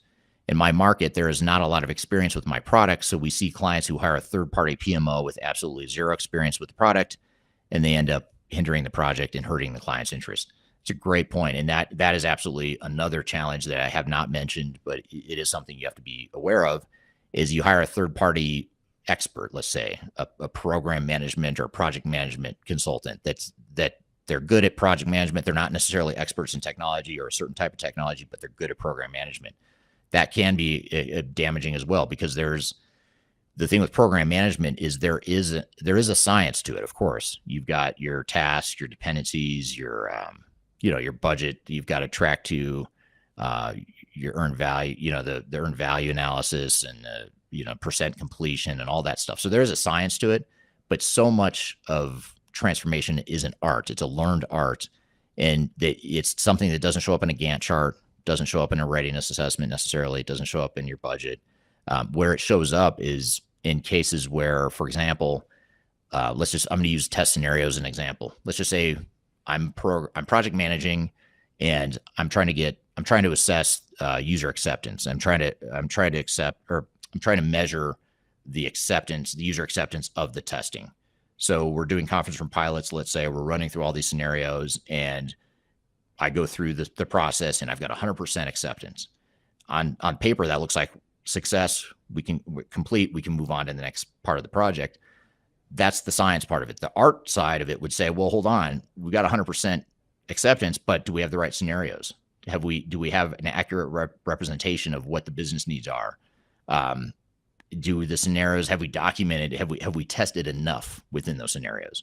And those are things that don't show up in my 100% metric, because my 100% metric suggests that I'm done and I've done this successfully. But the art side of it, the knowledge of the technology and the knowledge of digital transformation, would lead me to ask more questions around, well, first of all, 100% acceptance sounds a little sketchy and unbelievable if you've done this before.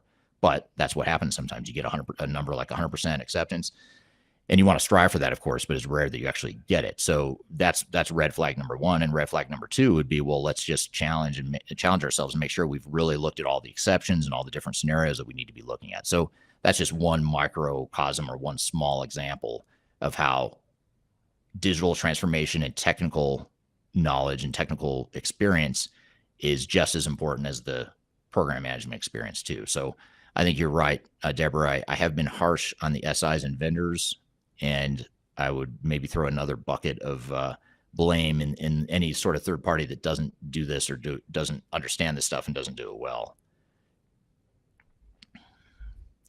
Sam Graham has a nice comment. I'm going to show it because it's self-serving. Sam says, Kyler, I check your website every week to read the articles that your team put up every day. So thank you for reading our blogs and website, Sam.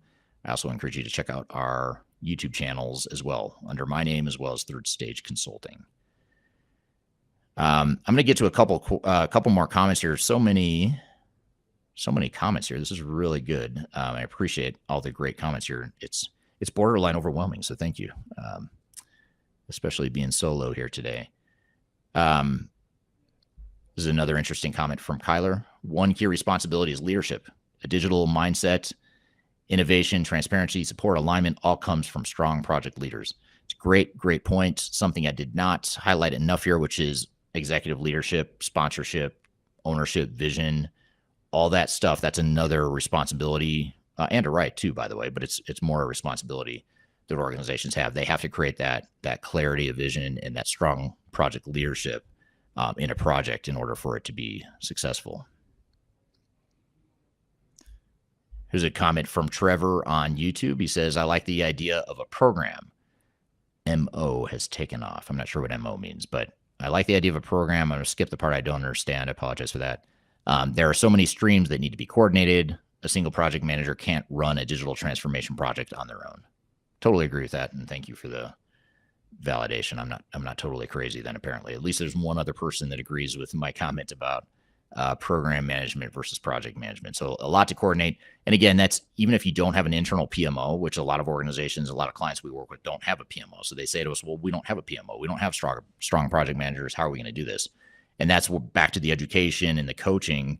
That's where, when we work with clients at third stage, that's where we help them establish the PMO, or at least establish a program manager to manage that overall process and that overall project. And then I'm gonna pull up one more comment here, even though there's a ton here I should be getting to, and some really good questions I'm not going to get to, and I apologize for that. Another responsibility, according to Ghassan, which I agree with, another responsibility is to set up KPIs for project success. So great point. You want to talk about, what is it that you expect this project to look like, not just in terms of budget and being on time and on budget, but also, more importantly, what do things look like after you've gone live with new technologies? What are those KPIs? How do you measure success? How do you declare victory? And what do you do when you fall short? That's the other thing, because you're not going to declare victory on day one or anywhere close to day one after go live. You're going to try and do it as quickly as possible, but you're going to have to go back and do some remediation and optimization to really get those metrics that you expect. And so setting those metrics and measuring and then remediating and optimizing after transformation, during and after transformation, is really important. So that's a really well said, well put statement there. So thank you for that. Okay, good stuff. Well, thank you everyone for great questions and participation, engagement in that conversation. Those are really good topics and questions that came up along the way. So we appreciate that. There were several questions we didn't get a chance to get to in the conversation that we're going to unpack a bit more and try and get to here in the next segment. But first, we're going to take a quick break. You're listening to Transformation Ground Control.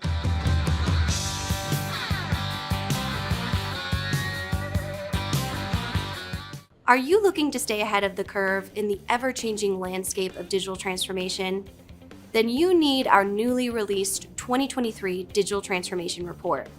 This comprehensive report covers the latest trends, technologies, and strategies to ensure your digital transformation is optimized for success. The 2023 Digital Transformation Report is packed full of proven methodologies and insights from experts in the independent digital transformation field. You'll also receive practical insights on how to implement digital transformation strategies within your unique organization. This free report is available for download on our website at thirdstage-consulting.com under our Thought Leadership section. Bad to the bone, bad to the bone, bad. Hello, welcome back to Transformation Ground Control, episode number 111. You can find new episodes of this show every Wednesday on YouTube, LinkedIn, Facebook, Twitter, and audio podcast platforms throughout the world. And Kyler, we just had this really engaging conversation about customer rights and responsibilities within digital transformation. What were some of your thoughts and takeaways and some of those open questions that we didn't get to in that conversation? Yeah, absolutely. Well, thank you for the awesome audience engagement. I know I learned a lot from the audience during that conversation as well. I almost feel like it needs to be two parts too, because we had so much on one side and so much the other. So, it's always good to preface a part two. But okay, Eric, let's get to some of those audience questions that we weren't able to get to. So there's a few that talked about kind of the evolution of project management. And kind of the evolution of how systems move across the organization as opposed to just one area of IT implementation. So Greg on LinkedIn said, lately I find a change in SI approach to ERP implementation. I find increasingly consulting firms using PMs to screen interactions between the actual consultants. It seems like staying quote unquote on message is priority. In decades past, the implementation consultants ran things more and the project managers just coordinated. What's your feedback to that? Well, I think that's true in many ways, what Greg is saying, in that, if I understand it correctly, that, you have the PM that's sort of the gatekeeper, or whatever you want to call it, the face to the client, and sort of the running interference. And on one hand, there is something to be said for a central point of contact and a single point of accountability and single point of failure if something goes wrong on the project. But that it's also, in my opinion, a sign or a symptom of lack of trust of the other consultants. And I remember when I was at Price Waterhouse, I was very frustrated by the fact that you're very limited into what interactions you can have with the client, especially certain executives and certain stakeholders.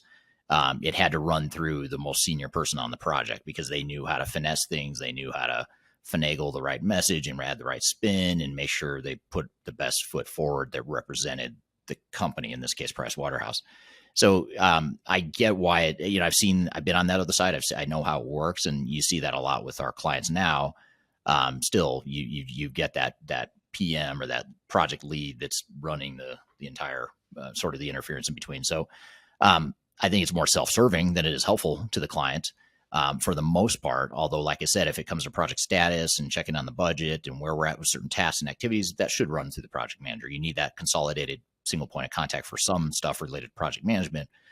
But when it comes to consulting and doing your job and doing the functional and technical aspects of a project, as a implementing organization that is ultimately in charge of the project, as we talked about in the discussion with customer rights, you have a right to be in charge, and you have a right to have direct line of sight into other consultants beyond the project manager from your system integrator. They may not like it, but you have a right to that. And I think Dennis kind of builds on this when it comes to what the client's rights are or the customer's rights. He says, support the SI to document the functional and technical documentation, not make it the SI to prepare which he only understands. So I think evolving that into a question is the documentation of the functional and technical roles and responsibilities are really critical when moving into an SI relationship. Yeah, and if you think about it, it's the artifact that gets left behind, that any of the documentation related to configuration or training documentation, or if you do customization or any sort of development, just having documentation on how that was done. Because a lot of the problems that organizations have years and decades after implementing new technology is that no one knows or understands how that technology was built. And so therefore they are limited in what they can do to improve or change that software. So you can mitigate that problem and eliminate your dependency on tribal knowledge by documenting that stuff. And that way, when your system integrator leaves, or even when your own employees leave to go on to other opportunities, you'll have that documentation that becomes a company asset that you can use to manage and maintain that software going forward. That's a great point. Definitely, an overall project governance piece, it sounds like, too, to be able to utilize that. So we had another LinkedIn user that said, how do organizations equip themselves to ask the right questions to the change and communication consultants? Say that again? How do they ask the right questions, or how do they equip themselves? So how do they know what to ask when looking at change or communication consultants? Because it can kind of be a gray area and isn't always well defined. So what are some good questions they should ask? Well, I think asking first of all, what the scope of change management is to them, the consulting firm, and making sure they have a holistic view of what change management is, looking beyond just end user training and communications, which is where most change consultants gravitate towards. That's important stuff. But if they're not including things like organizational design or change impact assessment or organizational assessment, benefits realization, if they're not including some of these core components of change management in their change plan and strategy and methodology, then I'd say that demonstrates a lack of understanding of change management. You can certainly ask qualification-based questions, like how much of your staff is certified in ProSci or some other change methodology. You could ask. I also like to ask the change team's knowledge of technology, because if you get a change team or consulting firm that's too ivory tower in their approach to change management, and they don't have any sort of detailed understanding of technology and business operations in general, they're just not going to be effective in their jobs. It's going to be more of a fluffy, touchy-feely sort of approach to change management versus a pragmatic, tangible, business value-based approach. So those are some of the things I would ask, just to get to the bottom of what their real competencies are as it relates to change management. Absolutely. And those are good questions for all consultants, as well, in interviewing. So definitely good insight there. So moving on to when we talk about the responsibilities, or the overall, I think almost responsibility isn't the right word. It's the overall strategy that you should have to ensure that your project is successful as an internal team. So knowing what that looks like.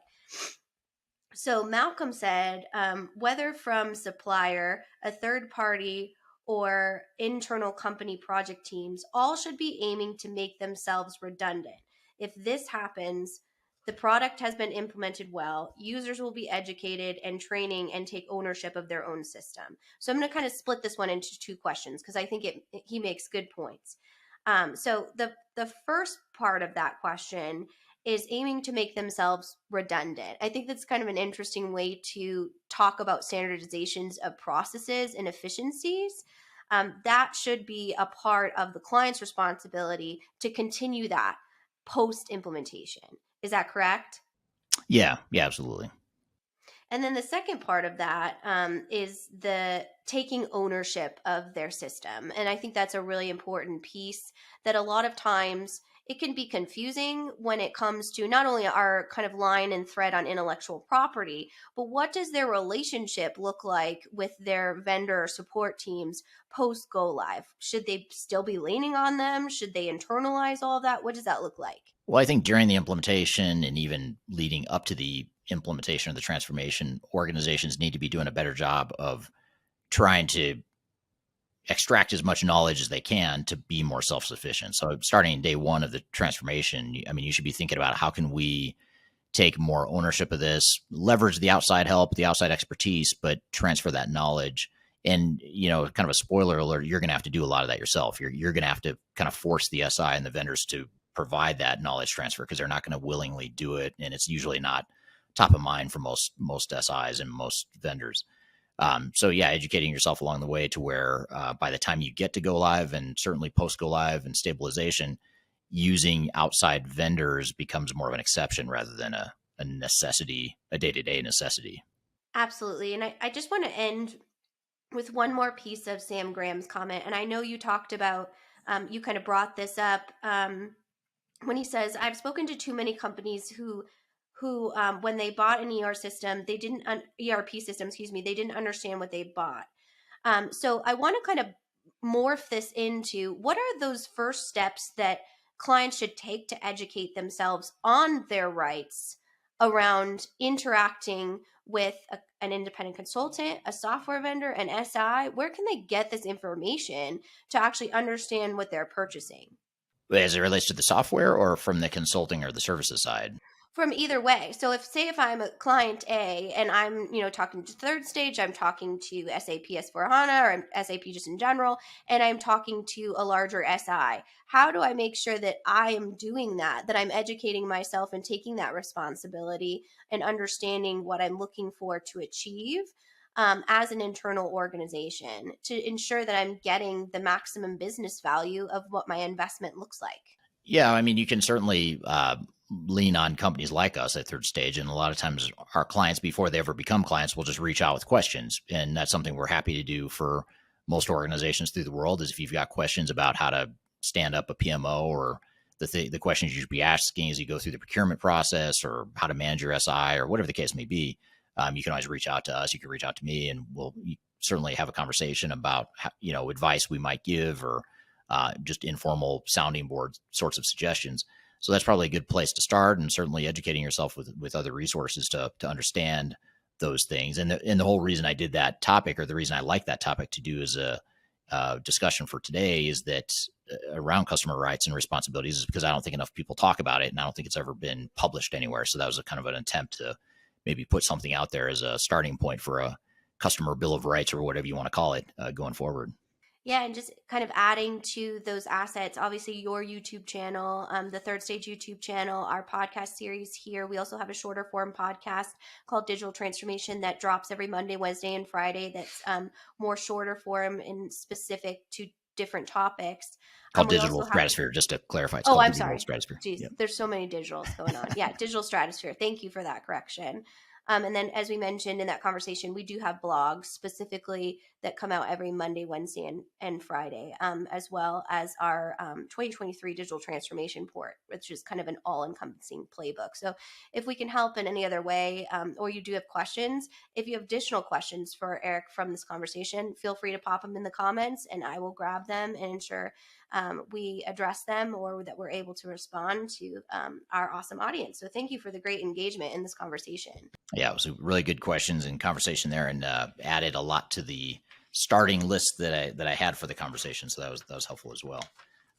And just sort of building on that customer rights and responsibility thread, we're going to continue that theme of ownership and control and managing your system integrators and your vendors and all that stuff by talking about the contracting process. And it all starts with the contracting process in terms of how you manage your SI, what responsibilities you have, and what rights you have.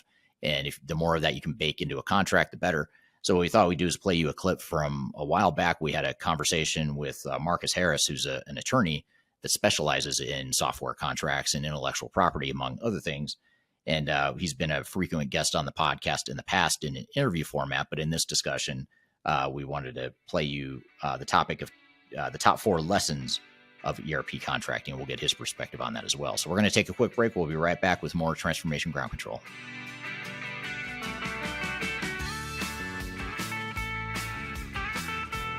Hi, this is Eric Kimberling, the CEO of Third Stage Consulting, and we recently hosted our Digital Stratosphere 2022 virtual event. It's 3 days of packed content related to digital transformation best practices, about 16 or 18 different workshops and different speakers that are presenting on different topics, everything you need to know about transformation. The bad news is if you miss that event, the event's over. The live event already happened. But the good news, if you've missed it, or even if you did attend it and you want to see replays or you want to catch the sessions you missed, you can do that now by going to stratosphere2022.com. Go to stratosphere2022.com, register. All you have to do is put in your name and email address, just a few fields. You get immediate access to all the recordings, and the recordings cover everything from digital strategy, software selection, organizational change, process improvement, architecture, data migration, cloud, trends in the industry, how to avoid failure, some of the legal aspects to think about, contractual aspects to think about as it relates to your transformation. All that is stuff that you'll get by registering for Stratosphere 2022 replay. And again, go to stratosphere2022.com and you can listen to all the replays of all the workshops that you might have missed at the event. So hope you check it out, and thanks for listening. We'll see you soon.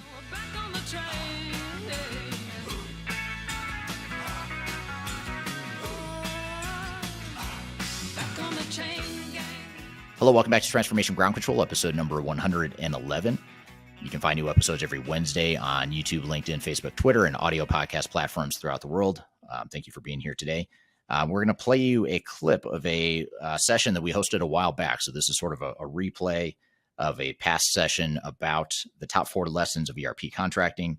It's a conversation we had with Marcus Harris, who's an attorney and a prominent contract negotiator within the software space. And the interesting thing about Marcus, by the way, is he used to work for the software vendors doing their legal counsel and their contracting. And now he is on the other side, primarily representing buyers and implementing organizations in their contract negotiation. So we're going to roll this clip and then we'll come back with questions and follow-up discussion afterwards. So here's the clip with Marcus Harris. So just to start, I was going to talk a little bit about what are some of the lessons learned just from my perspective as a expert witness and helping clients with project recovery and just helping clients even that aren't failing, but they're struggling. What are some of those lessons and common patterns we see? And on the right side of the screen, I included just some recent failures that have come about in the last, call it the last year or so. We've all heard about, over time, you've heard about the Hershey's cases of the world, the, Waste Management, Nike, some of these really big ERP types of failures. But even more recently, there's been, as recently as just within the last couple of months, a fairly big SAP failure with, I think it's the Department of Labor of South Africa, had a big SAP failure that they're struggling to basically process injury claims for workers in South Africa. And I don't remember the exact statistic, but it's something like only 10 or 15% of people that are injured now in South Africa can actually get a claim process because of this problem. And the reason I bring this up, even though we could also talk about Lidl, which is a retailer in Germany and Europe that just had a big failure with their ERP, or LeasePlan, which is another European company. The reason I brought up this one, and the reason I'm so intrigued by the one in South Africa more recently, is because it's a great reminder that ERP projects affect people. And right now, I think more than ever, at least in my career, people are concerned about employee well-being and health and safety. And it's interesting to see that, if we mess up an ERP implementation, it can actually create, it's more than just costing us our career or, blowing a budget or messing up a timeline or whatever the case may be. In some cases, it can actually affect people in that case. So that's the reason we bring that up. But there's 20, 30, 50 big high profile cases we could rattle off to you. But some of the lessons that we've learned from these cases along the way are that, the projects that struggle and the ones that don't tend to go as well are the ones that don't have clear project goals. They don't know what they're trying to be. The project isn't aligned with what the company is trying to be when it grows up. And that whole strategic alignment piece of it. It also gets back to the agile comments we had at the end of the last session. And that a lot of times companies will use agile as a way to get something started. But if they don't have that bigger picture project goal and the bigger picture context and vision, they tend to go down the wrong path just because by nature, it's going to drift in the wrong direction. So companies that have the clear project goals are generally the ones that are more successful, and the ones that fail have a very high likelihood of not having had those project goals to begin with. Business process business having clearly defined business requirements is another one. So companies that either didn't clearly define their processes and requirements up front, or they're still defining their processes as the project goes on and as they start testing and as they get to getting close to go live, those companies tend to have problems and struggle because it's somewhat of a moving target if you don't have clear business requirements early on. And that's another. Go ahead. I was gonna say. I mean, I alluded to this at the beginning of when I was introducing myself. Is you really want to deal with these issues on the front end, right? That's where it makes sense to deal with them. You've got to be detailed as you can.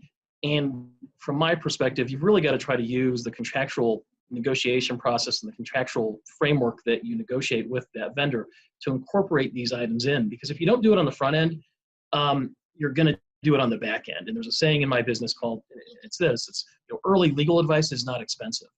You negotiate a contract with the other side. It's going to take much longer than you think. And we touched a little bit on this last time, yesterday. But your spend on legal fees associated with that contract negotiation process is going to be minimal compared to the spend that you're going to outlay for litigation. We'll get to that in a little bit. Yeah, it's very true. And also choosing the right software. That's another big topic. I know you and I have talked about, Marcus, in that, a lot of this is always important. You always want to choose the right technology and make sure it's a good fit for your organization. But this is a really big problem now, and it's not as easy as it sounds because so many of the big vendors now are in the middle of that transition to the cloud. So they're kind of migrating their on-premise legacy products over to cloud versions, and that transition is not complete. And some of these products are half-baked. They don't have the functionality that should be there. So companies are kind of jumping in, with blinders, assuming that when they buy, S/4HANA or Oracle Cloud or Microsoft D365, they assume they're getting the equivalent of what they would have gotten if they bought a more mature on-premise solution. So you really want to poke holes in whatever it is you end up buying and make sure you choose the right software and know what you're getting yourself into. Yeah, and we see this on a regular basis now, where these cloud solutions aren't really fully baked. And it's just like you said, Eric. I mean, they're transitioning these on-premise solutions into the cloud, but they're not designed specifically for the cloud. And in fact, you talk about how these ERP implementation failures affect real people. I had a situation like this a couple of years ago. It was specifically where my client had tried to implement a half-baked solution.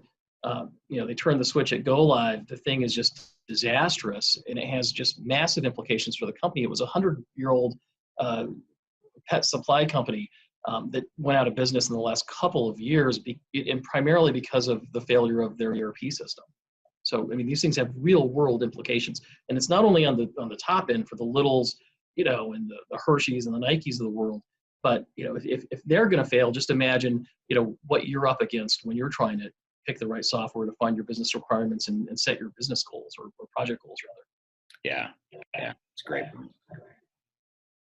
Companies with realistic expectations are more likely to succeed than the ones that don't.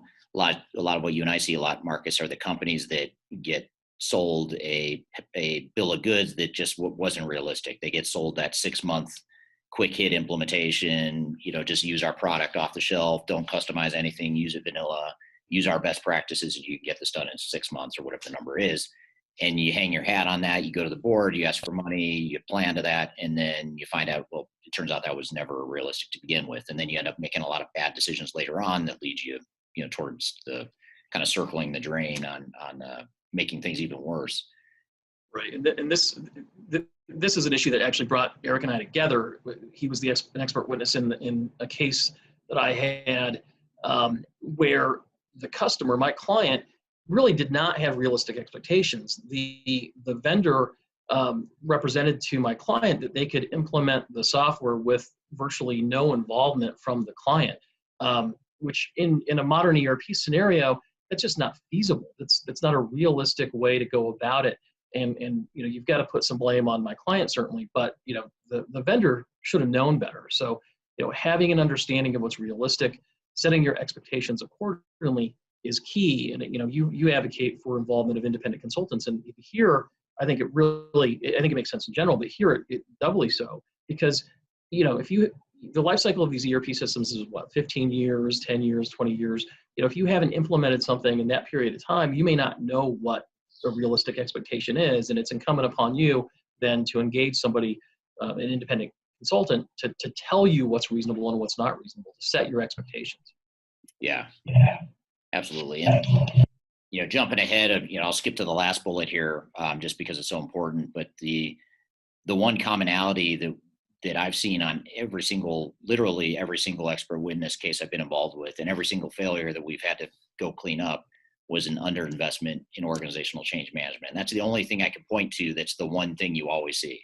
And doesn't necessarily mean it's 100% correlation factor or whatever, but it does suggest that companies that don't do change management well have a high likelihood of failing.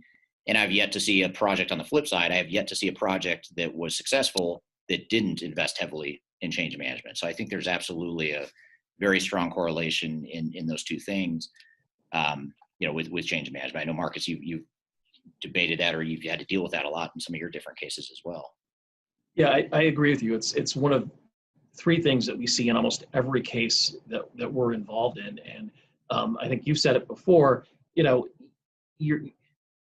never going to be upset about how much you've spent on organizational change management. No one comes out of these things thinking, hey, I should have spent less on this, right? That's an area where you're going to want to throw money at, because it's such a risk. You're essentially swapping out the spinal cord of your business for a new one, and there's going to be pushback, and there's going to be resistance and issues associated with your employees and adopting that new system. And this is the one way I think that makes the most sense to try to overcome that. But yeah, to your point, I mean, it's a constant in almost every failure that we see. Yeah. And what I'd love to do now is ask another question of the audience here, and see, we've kind of shared some of the things that we see in a lot of our expert witness and failure and project recovery types of experiences. But what are some of the biggest concerns that you have as it relates to your digital transformation? You can pick as many of these as makes sense to you.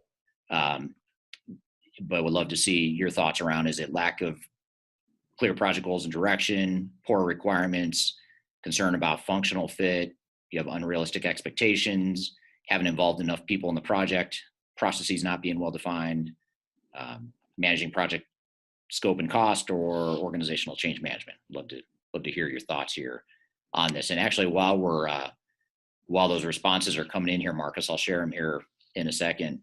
I'll just answer a question here, or maybe make a couple points here that the audience is making here. Here's a comment from let's see. Here's a comment from one of the audience members. Don't waste time in defining requirements that are intuitively obvious, though. The solution must support, like, for example, the solution must support straight line depreciation. Something that obvious or that basic isn't necessarily necessary. And that's a really good point, because a lot of companies don't spend enough time focusing on the things that are differentiators for them or really important competitive advantages. And they've spent time overanalyzing things like straight line depreciation or things that aren't necessarily competitive to them, or they're not unique to different ERP systems. So it's a great point. You want to prioritize your requirements and focus in the right areas. And that's where, outside help can help you do that people And that I think that's true, but I also would just a word of caution about that. The way to go about this is really to focus on what's important to you, and take a broad, expansive view of that, because you may think that something is going to be baked into the system, that's fundamental to the way you do business, so you don't even think about bringing it up. But if you haven't identified it as something that's important to you, don't assume necessarily that it's going to be in the software. We've run into that multiple times in lawsuits where there's an assumption that the processing times in the software are going to be under 3 seconds, and be able to process hundreds of thousands of transactions in a day, and in reality the system can only do it in 10 seconds, and that becomes a problem. So I agree, but with some caution. Right. Yeah. And I'm going to go ahead and share these results now on people's responses. So there's a fair number of people that share my bias toward change management, and hopefully I didn't taint the data or bias the data by making that comment right before I launched the poll. But change management was the number one response. 70% are concerned that's one of their biggest concerns is change management. You can see some of the other high ones. Our business processes are not well defined. 53% said that. 47% say they have unrealistic implementation expectations. Curious to hear people's qualitative feedback on that one. Is that because you didn't have realistic expectations to begin with, or is it because COVID-19 hit and kind of screwed up your plans, or is it a bit of both? I'm really interested in that. So if you don't mind, sharing your feedback for those of you that answered unrealistic expectations. That also kind of fits back to what we were just talking about, Marcus, on making sure you've got that realistic view. Right. Clear project goals and direction. 34% say that's a big concern. Again, with that response, I'm curious to know, was that always a challenge, or is that more of a challenge now because of COVID-19 and the changing world? I'd love to hear your feedback on that. Interesting that here's something that's really interesting about this data. So when you think about why a project fails or what causes it to go over budget or whatever, you think project management, manage scope, manage cost. And a lot of times on the surface, that seems like the thing you should be doing. But that was actually the least concern of all these responses. 17% had that concern, that managing scope and cost was a concern. So which to me suggests that there's some deeper root causes that people are concerned about, which is good, because usually it is those root causes that cause failure. It's usually not because you had a bad project manager or you couldn't manage your scope or cost appropriately. Usually there's something beneath that drives it even more. So thank you for sharing those results. Those are great comments there, and appreciate that feedback. I'm just going to share kind of a real-time comment related to the poll here, and a follow-up question I had, and then we can move on to the next slides, Marcus. This is a comment here on unrealistic expectations. The vendor stated they could implement an accelerator-based approach to the business in 3 to 6 months without an understanding of the actual complexities of the business. 2+ years later, program pulled. So unfortunately, we see that a lot. You get these, it seems like 6 months is that magic number. I don't know why. It seems like for a small to mid-sized company here, 6 months. For a big company, it seems to be 18 months. It seems to be these round numbers that you just hear over and over again. And it's not realistic. I've yet to see a big company implement anything in 18 months, let alone a big ERP implementation. Another comment here is one of the items missing is not prioritizing requirements. Rather, they're giving equal importance to processes done once in a month by a single user, and to process and not treating those any differently than processes done every hour, every day by lots of employees. And that's back to the point earlier about just make sure you prioritize your requirements and focus your evaluation accordingly. Now I'll read one other one because it's interesting too. Unrealistic implementation expectations. Having a strong change management strategy is critical. Equally important is the organization's change management skill and ability. You can only execute change strategies to the level of change capability that the leaders have. Great point. You can bring in all the outside help you want, but until you get those executives and start with the leaders and make sure they understand, are on board and aligned, all the stuff below is going to fall flat. And that's why when we do change management for our clients, one of the first things we focus on is that strategic alignment, and how do we get them aligned, and how do we get them clearly articulating and defining what this transformation should look like and what the change should mean to the organization. Because without that, the other stuff doesn't really matter. We're here playing a clip with Marcus Harris talking about the top 4 lessons of ERP contracting. We have a lot more to cover. We're going to take a quick break. We'll be back with more Transformation Ground Control.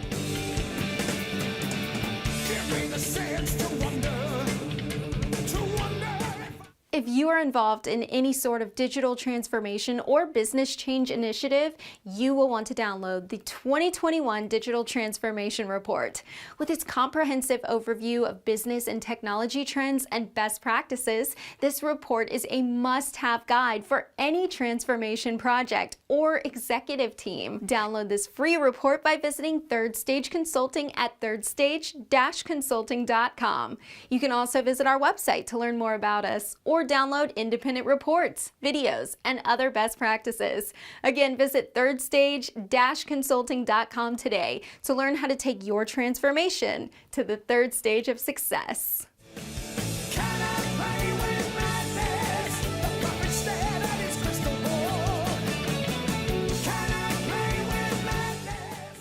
Hello, welcome back to Transformation Ground Control, episode number 111.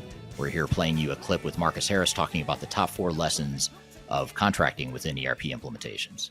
With respect to litigation, obviously when an implementation fails, not all of them end up in litigation. And certainly a small subset of the small subset that actually fail do end up in litigation. But when they do, these are the key takeaways that I would want you to leave with after our presentation today. And that certainly, litigation should be your last resort. Nobody wants to spend time in their attorney's office or in a deposition. It's draining, both emotionally. It's resource draining. It's just not something that most people want to be involved in and certainly enjoy. No matter how good your contract is, or no matter how good you think it is, it's going to be way worse than you think it is. Okay, every contract that we've looked at, vendor contract or a negotiated vendor contract, is you've got tons of onerous provisions and gotchas in there that make litigating that contract much more difficult than it should otherwise be. These cases are incredibly difficult. Okay, you're going over many months. We talk 6 months, 18 months. This is not like going to the grocery store and slipping on a banana in the produce section. That's a finite event. There's witnesses. That's an easily litigated kind of scenario. This thing, there's hundreds of people involved, and it takes many months of investigation to figure out just exactly where the tipping point is. Certainly, there's going to be blame to go around, right? Every time you point the finger at the vendor, they're going to point the finger right back at you, and many times their criticism of you is going to be legitimate. It depends on how legitimate that criticism is as to whether you're going to win the case or not. And then finally, like I said, these cases are incredibly difficult, and success is just not guaranteed. And any attorney that you go to that says, "Yeah, let's sue them," this is a great case, you're absolutely going to win, they're really not leveling with you. These cases, like I said, are difficult, and there's a lot of reasons to file a lawsuit, and we'll get into that in a second. Next slide. So like I said, litigation should be your last resort. When clients come to me, virtually every time I will tell them, do everything you can to right-side your implementation. And the reason for that is that the amount of money that they're going to spend correcting where their implementation is going off the rails is probably going to be less than they would spend in attorney's fees to litigate that from point A to point B being a full-blown jury trial. Okay, how much does it cost? Well, it's incredibly expensive. I think if you're able to file the lawsuit and get past a motion to dismiss, and you're in the thick of discovery, you're going to look at least $300,000 to $400,000. If you're going to go all the way with motions for summary judgment, pre-motion briefs or pre-trial briefs rather, going to trial, preparing witnesses, hiring experts, you're looking in excess of $1 million. I would say in today's environment on a case like these, and these are incredibly complex litigations, you're looking at anywhere from 300 on the low end, if it's really going to go, to maybe 1.2 million over a period of 2 years. Not something that you want to jump in with both feet. Okay, if you can avoid it, I think it makes a lot of sense to not engage and not to go forward. Something I talked about yesterday, and that's this concept of a soft contract and having a practical approach to these kinds of things. I mean, it's easy to threaten people, but I think get to the decision makers, talk about where the problems are, executive to executive, and come up with a creative solution that gets you what you need, so that you can focus your attention on the business at hand. Like I say here, litigation is stressful. It takes your focus away from your business, and it will be almost the only thing that your executives are focused on for maybe a year. Getting ready for trial, getting ready for depositions is incredibly time consuming and incredibly stressful. I mean, Eric knows, he's been a witness, he's been on the stand multiple times, he's prepared for depositions, and when you're going toe to toe with an aggressive defense attorney, it's not an easy experience. Like you said, there's typically enough blame to go around, or at least ambiguity around where the blame should be. So you end up with largely in some ways, a subjective argument that can be difficult to win at times. Yeah, and sometimes it does come down to a subjective analysis of this, and because this is software, it's this dynamic kind of amorphous thing that regular people may not understand. It might be hard to get across. Hey, the substantive issue with the software, just as an example, is that it doesn't process my transactions within 3 to 4 seconds. Instead, it takes 8 seconds per transaction. My key question to my clients is, well, so what? Why is that a big deal? Well, when you're processing 1 million, sales orders in a day, 10 seconds per is kind of a problem. And again, going back to what I said a second ago with this next point, having a practical approach to this. If you're thinking of suing your vendor, think about how reliant you actually are on that software. Let's assume that you've gone live. The go live was a disaster. They've right-sided it enough to kind of limp you along, and you just can't do it anymore. If you're getting maintenance services from them, you're getting support, you're getting consulting services to keep you in business every day. What does that mean if you sue them? Are they still going to provide those services to you? Are they going to be incented to give you the best service they can? Probably not. So you could be caught between a rock and a hard place when you're trying to make a decision whether to sue. And I think you've got to think about this from a practical perspective and really think if this is something that you really want to do. Let's go to the next slide. So I touched on this a little bit yesterday and just now. These contracts that you get from vendors are incredibly one-sided. They're onerous. They're filled with provisions that attempt to shift all of the risk of the business transaction to you, okay? They are drafted literally by teams of attorneys to form contract before you ever see it. It's vetted. Every section in there is in there for a reason. The venue is picked because it's beneficial to that particular vendor. The limitation of liability is set a certain way because it's beneficial to the vendor and not beneficial to you. You've really got to know what you're dealing with. And you've got to have an attorney that can take a look at that contract, analyze it, and figure out creative ways to get around it. If you've got a limitation of liability provision that says that you're only going to be able to recover a subset of the total fees that you've paid, let's say you've paid $1 million in fees, but you've only paid, $250,000 in software fees, and your limitation of liability, the amount that you can recover in a lawsuit is capped at $250,000 in software fees, and you spent that in the first month, and the limitation of liability says you only get what you spent in the last 6 months on software fees, again, you're between a rock and a hard place. What are you going to get? I've had defense attorneys come back to me with the damages calculation. It says, here's what it is. It's a big zero. Okay, that's all you're entitled to. So you're not going to get anything. So you might as well walk away from the lawsuit. That will be the position that they take, and it's going to be set up that way. Think about the warranties and the remedies section. If there is an issue with their performance or the software, what does the contract obligate them to do, right? What does the warranty say?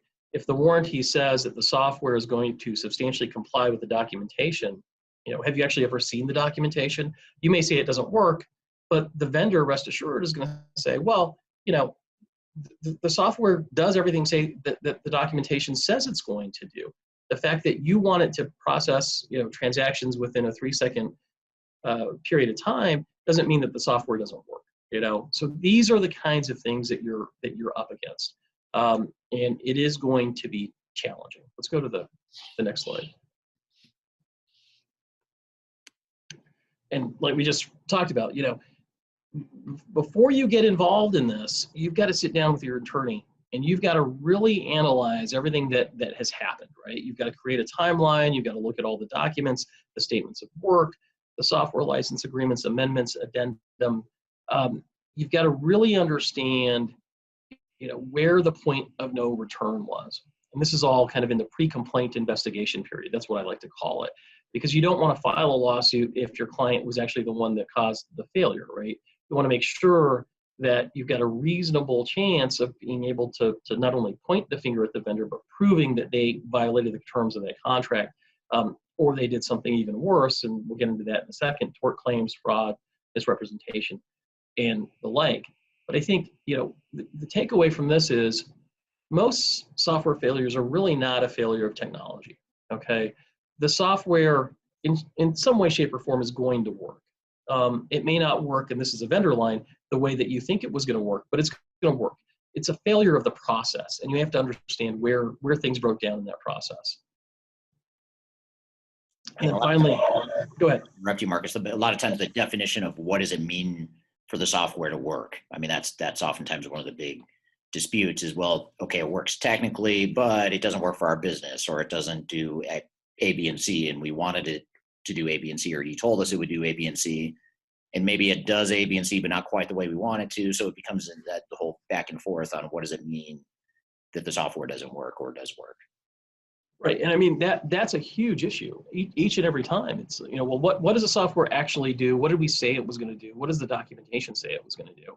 And this goes back to having reasonable or unreasonable expectations. And from the vendor's perspective, they're always going to say, look, your expectations of what the software is supposed to do is just unreasonable. This is not magic. This was not intended to solve every business process that you had.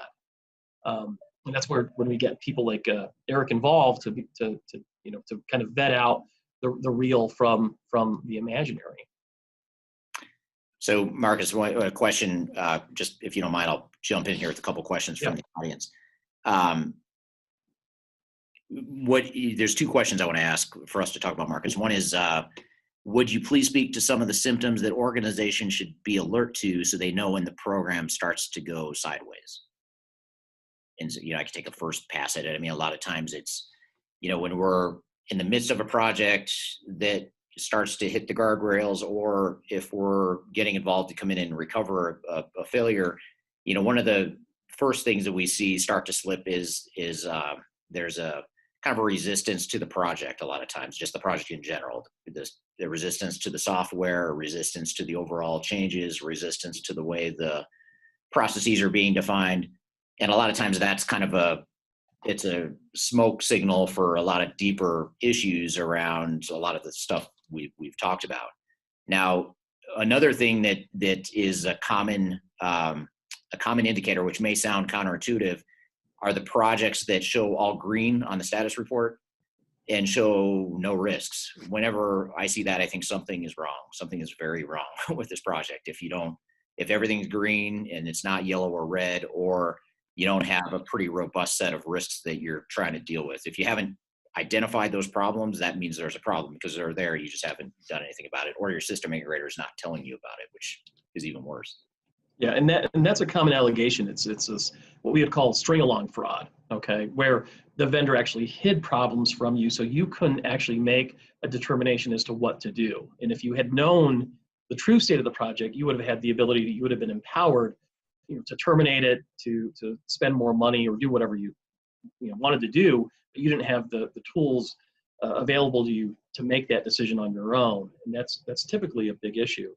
One of kind of the key indicators that we see in our cases is almost always, missed deadlines, missed milestones, deliverables that are not conforming to their specifications. That's one of the ways it starts. And then I think, trying to remedy that, and you get into the situation where there's a non-conformance and you're spending more money and more money and more money trying to figure out where the problem was and trying to remedy the problem. That's one of the main things that we will see in the cases that we litigate.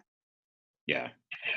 Here's another comment here that I know a client that agreed not to get documentation what the vendor has delivered.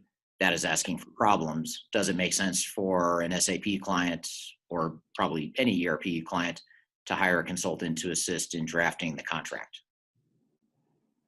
Yeah, I think it does. And here's what I see where I think it's really successful. Okay, you want to hire someone, an attorney that's got substantive experience dealing with these types of scenarios. Okay, both on the front end and the back end. The front end being the contract negotiation, and ideally somebody that's got litigation experience in this space. But I would then hire a consultant to help you negotiate some of the more business-oriented terms in that contract, because there's certain things that we as attorneys don't focus on. Okay, we focus on the legal terms and conditions in these agreements, the limitations of liability, the warranties, the remedies, and we very much know what's legally permissible, what's industry standard. But how much users should cost and whether you're getting a good deal or a bad deal, that's really not something that we would know. But I think there's a lot of benefit in hiring a company that does know that, and they can say, okay, well, on this SAP deal, your mix of users and modules, you should be getting a 30% discount off a list. And there are companies that do that. We work with them. Yeah. I've got a question here that just came in. It says it's a very broad generalization, but what percentage of time do plaintiffs prevail at trial, and what percentage get resolved prior to trial? Goes along with your point regarding avoiding litigation whenever practical. That is a pretty broad question, and I think it's probably impossible to answer. But I will tell you this, just generally, that most cases settle. Okay, it's very unusual for most of these cases to actually go to trial in today's environment. It's just not the way it is anymore, right? I mean, 30 years ago, I think you file a lawsuit, you're gonna be in front of a judge. Today, most cases will settle. But having said that, a lot of cases don't settle. And if there isn't going to be a case that settles, it's in this environment, because again, there's so much blame to go around. People get entrenched in their positions. And there's a lot of emotion and money that's being spent. The stakes are very high, and people don't always think logically on both sides. No vendor wants to have its name drawn through the mud with a fraud allegation, and they're going to fight that. So these cases, I think, are more likely to go to litigation than some other cases. But generally, I will say that most cases settle, and they settle for a variety of reasons and on a variety of bases. And it's really hard to say, what percentage that go to trial actually prevail. It's challenging. I think as an attorney, one of the things I will say is if we end up in a courtroom at trial, in some ways, that's a loss for the client. I'd rather come up with a creative settlement so that we avoid the time and expense of a trial. Yeah, you could argue that it's 0% of their cases prevail, because no one wins usually in these situations. We're here playing a clip with Marcus Harris talking about the top 4 lessons of ERP contracting. We have a lot more to cover. We're going to take a quick break. We'll be back with more Transformation Ground Control.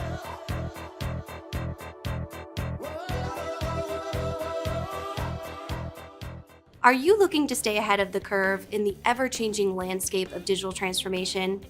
Then you need our newly released 2023 Digital Transformation Report. This comprehensive report covers the latest trends, technologies, and strategies to ensure your digital transformation is optimized for success. The 2023 Digital Transformation Report is packed full of proven methodologies and insights from experts in the independent digital transformation field. You'll also receive practical insights on how to implement digital transformation strategies within your unique organization.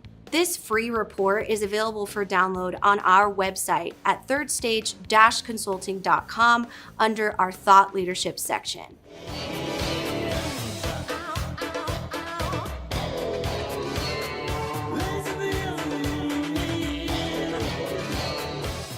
Hello, welcome back to Transformation Ground Control, episode number 111.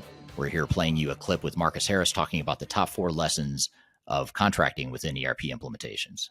Okay, well, kind of going with that question and providing a little bit more, granularity to that response, I think, even with the best facts, if you've got the best case, if I had to put a percentage on it, I would say that, if we take your case to 10 juries, there's a 20% likelihood that you're going to prevail.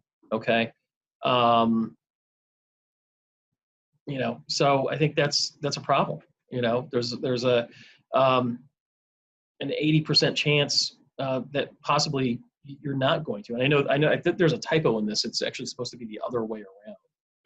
So I think if we take it to 10 juries, I think it's likely that 8 are not going to believe you. Okay. And 2 are going to believe you. So the odds are stacked against you. And the reason for that is really because of the complexity of these cases. And unfortunately, you're probably not going to have the best facts. And I think the reasons for that are, there's blame to go around. And certainly the contract that you have is not as good as you think it is. But I think, fundamentally, what does success in this scenario look like to you? Okay. And I think that's a better way to measure, and I think Eric kind of touched on this, whether you're successful or not. There's a lot of reasons to sue somebody, okay? And winning at trial isn't necessarily the only reason to do it.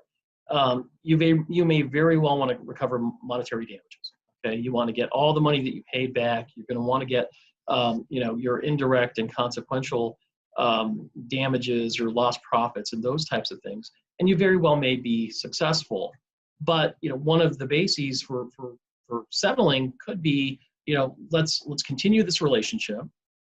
Let's get a discount on the services, or let's get a discount on the software, or let's get them to pay for the replacement system and the replacement consulting services that we would need to get rid of this, software that's not meeting our needs. So I think it's incumbent really on you to try to be creative if you find yourself in this situation, because success, like I said, is just not guaranteed. I think the deck is stacked against you, and winning at trial, well, that's great. There are more guaranteed ways to come out ahead, short of taking the whole thing all the way to trial. You may have to get to the courthouse steps before you get to a settlement, but I think settling it and taking control of the situation and determining what your fate is actually going to be, by offering some sort of a settlement is in some ways preferable to rolling the dice and having a jury decide your fate. Yeah. Let us know if you have any questions about anything that we've talked about. I think again, this is really a session that probably could go on for another hour, and we could get really into the weeds on some of the claims that we would bring, some of the responses to those claims that we see, creative ways to get around them. There's a lot to talk about. And this, because of the online nature, was a little bit of an abbreviated session because of the format. So there's a lot more to talk about. If you have any questions, feel free to chat us or to send us an email, call us, whatever our contact information is right there. And there's a couple of questions that are starting to come in now, Marcus, we can jump into now. But here's a really good one that I know you touched on in past sessions where we've had more time. Maybe we can get to it here too. Isn't the point of the blueprint to validate what both the vendor and client agree is being delivered? What are your thoughts on that, and how often does that become an issue, or what have you seen with that component? Yeah, I do, and I kind of have conflicting issues about this blueprint process and the way that it relates to the contractual process. Because, I think, and Eric, correct me if I'm wrong, but, I think it's unlikely that a vendor before signing a contract is going to go into a full-blown blueprint process with you. And that's where I would actually like to see it happen. As much detail as you can get to put into those contracts is really the ideal situation, right? I mean, I want to know, what all these milestones are, what are the deliverables, what are the specifications for those deliverables, so I can put it into the contract beforehand. Because for me, the contract really is kind of the meeting of the minds where everybody comes together and sets the proper expectations. And then, the blueprint is just kind of a documentation of where we all think we are. But unfortunately, it doesn't always work out that way. Yeah, we there's actually an expert witness case we're involved with right now where that blueprint issue is a core part of the project. And what ended up happening in this case is the company agreed to pay for the blueprint but not commit to the software because they wanted to make sure and validate that the software could do everything they needed to, and it's a fairly complex business. And what ended up happening is the software vendor and the system integrator ended up short-circuiting or shortcutting the blueprint and saying, well, hey, we'll give you this big steep discount if you just commit now, even before you're done with the blueprint. And by the way, don't worry about the blueprint, everything's fine, software works great. And they ended up doing that, and then they got to the end of the blueprint and realized, oh wait, this doesn't quite work the way we think it will. And they got, what'd you call it, Marcus, the string along fraud, yeah. The string along fraud is kind of like the status was green until they get to the end or toward the end and realize this is not going to work at all. So that it's a good point. I mean, I think more companies, I think back to a point you made yesterday, Marcus, and I think it's worth noting here is right now companies have more leverage in their relationships with software vendors than they may ever have, and they probably have ever had, at least in recent decades. And I think they need to act accordingly. I mean, I think a lot of times these big system integrators and big vendors say, hey, we're, vendor ABC, we're massive, and you're just a small little fish in the pond, and therefore this is how we want things to work. I mean, you have the leverage now, especially now. So I think it's really important for companies to say, push back on things like that and say, look, we're going to commit to a blueprint phase to validate that this works, and we'll pay for it. And maybe you'll end up losing some money if you determine that at the end of blueprint it's still not a good fit. Then that's a lot better loss, and it's a good insurance policy in some ways than committing to a big giant implementation.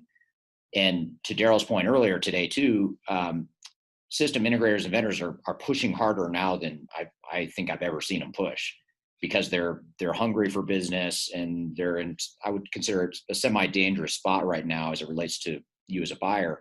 So you just have to recognize you're going to get a lot of pressure to do things the wrong way and to do things that benefit them. But just remember, you may not feel like it, but you do have all the leverage in the relationship, even if you're a smaller company. We're dealing with some small companies internationally now that are negotiating with NetSuite, as an example, big, massive, owned by Oracle, big, massive company, but we're getting very good concessions for them that we couldn't get, even just 90 days ago, even for these smaller companies. So I don't know what your thoughts are, Marcus, but that leverage I think is really important to remind everyone here that you have it right now. You have more leverage today than you've ever had, just like you said, Eric. And I think, when that leverage disappears is once you've signed on the bottom line. Okay, so once you've got a mutually executed contract, there's no reason to court you anymore, right? It's all over.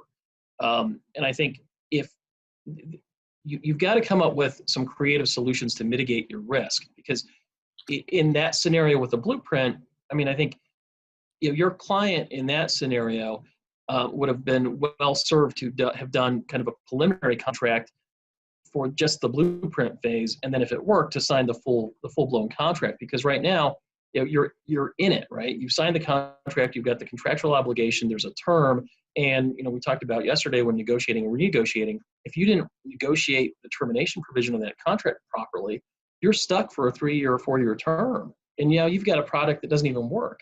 We see that all the time, and particularly with Oracle. Oracle is notoriously difficult to deal with, and NetSuite now is just the same. I mean, their in-house counsel is absolutely ridiculous. They're aggressive. We got a lawsuit going against them right now, and believe you me, they will pull all the stops to take you down. I mean, I don't even want to. It sounds like I'm being, I'm exaggerating, but I'm really not. There's one reason that the Oracle acronym stands for what it does, and it's really true. Which if you don't know what it stands for, I won't say the full thing. But Oracle one real a-hole called Larry Ellison. That's common knowledge for a reason. So I haven't heard that before. I learn new every time I present with you. Here's another one that's related to that, Marcus. Where is it? Okay. So at what stage of the vendor selection should the contract negotiation start? Most often companies are exhausted by the length of the selection process and itching to start, so they shorten the negotiation process. How much time should we allocate for contract negotiation? It's great. It really depends. You should allocate way more time than you think. Okay. at one of the last stratospheres, there was somebody that was talking about their contract negotiation process and that it should take a few days or a week. That is incredibly unrealistic in my experience. Okay, it's probably going to take, if you're really accelerated from the time that you get counsel involved on both sides, maybe a month, maybe 2 months. It's not a quick process, and it really shouldn't be. There's going to be approvals that the vendor is going to have to get if you're doing it right. They're going to have to engage other people. You're going to go through different decision makers. That's the way to do it. And ideally, you should have at least 2 vendors that you're negotiating with at the same time. That's how you get the best deal. You can say, look, well, thank you very much, SAP, but NetSuite is going to give me this kind of a discount, or, on limitation of liability, that's not what their position is, or whoever it is, Infor, NetSuite, Oracle. That's the way to do it. So I think if you've got selection fatigue, that's no excuse to short circuit the negotiation process. Use your attorney. They're the ones that should be, spearheading that anyway, and you should be brought in strategically to help them with the business aspects of that deal. And you utilize independent consultants as well. Yeah, it's a great point. And one, as a general dynamic that's really important to be aware of for a lot of companies, we see it all the time where you get to the end of a selection process and the momentum and the excitement for the project is as high as it's ever going to be. And people are feeling really good about the project. They feel really good about their vendor. They're excited to get started. That's all good stuff. You don't want to lose that, but it leads companies into bad decisions. They put the blinders on and they don't think about these risks or think about, what about the things that could go wrong or the challenges we're likely to run into.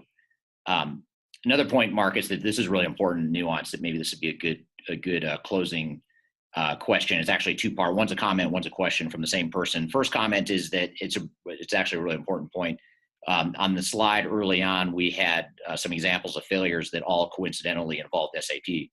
And the reason these big, massive, high-profile failures all seem to point to SAP, sometimes Oracle, is because those are big, massive companies that are a lot more likely to be implementing SAP. We found that there's not a correlation between failure rates among different vendors. I mean, it's all pretty consistent. All the failures have just as likely of having a failure as the others. It's just that SAP has huge customers that you hear about when they fail, but you don't hear about the mom and pop distribution company down the street that implemented a smaller vendor. Yeah, and that's a good point. There's no the takeaway from that shouldn't be that SAP fails more than other companies, or that the large vendors fail more. It's just they get the press coverage, and we have a lot of cases for second and third tier ERP vendors in our queue right now, just as much as the large ones. So it's a mix, and I think to some extent, there's maybe the smaller implementations are more likely to fail to some extent because I think the players are less sophisticated. Yeah. So you've got to guard against that. Yeah. Maybe a closing question. This is a great place to leave things. Is from that same person. They also asked the question of the software license is frequently signed separately from the system integrator contract statement of work. Therefore, are we saying you need to have every contract negotiated before signing any of them? So in other words, do we have to sign everything all at once, or could we commit to the software and then sign the statement of work, or probably not vice versa, but what are your thoughts on splitting out the license agreement from the services implementation statement of work and contract? Yeah, I mean, I think, from a practical perspective in today's environment, that generally happens, right?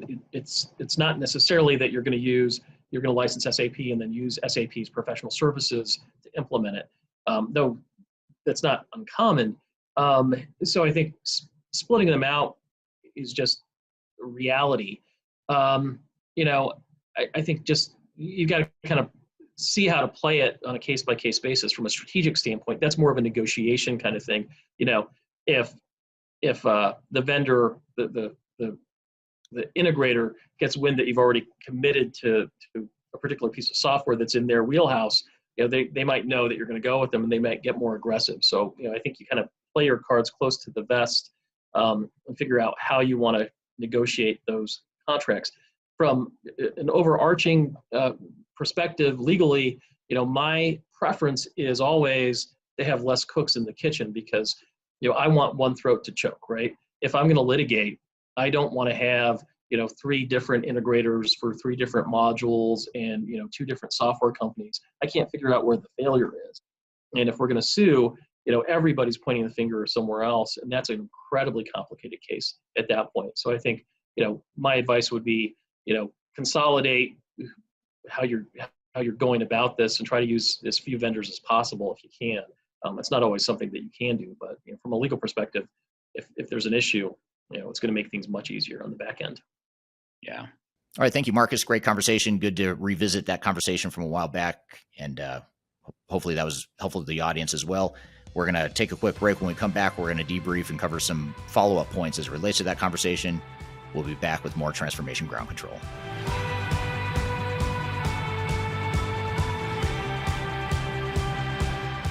Interested in working for a company that truly values your unique skills and experience? Here at Third Stage, we don't hire based on resumes alone.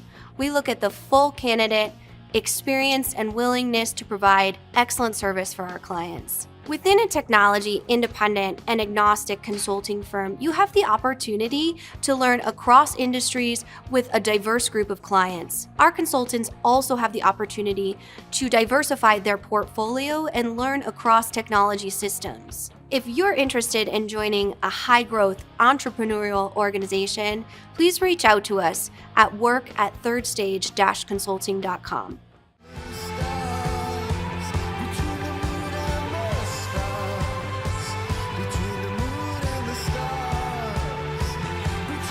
Hello, welcome back to Transformation Ground Control, episode number 111. I'm here with Kyler Cheatham. And Kyler, we just had the clip that we replayed from the past with Marcus Harris about the top 4 lessons of ERP contracting. What were some of your thoughts and takeaways after hearing that discussion again? Well, I think that's a great kind of back to basic discussion about the importance in the overall. I like how he kind of outlines what can happen in the case study in the beginning of that before he outlines the lessons, to say that, litigation is a huge deal. It can be one of the most expensive parts of an overall digital transformation project and can bankrupt some businesses. So it's, critical to ensure that you have that step. And I think my favorite lesson that he goes through is your contract is likely worse than you think it is.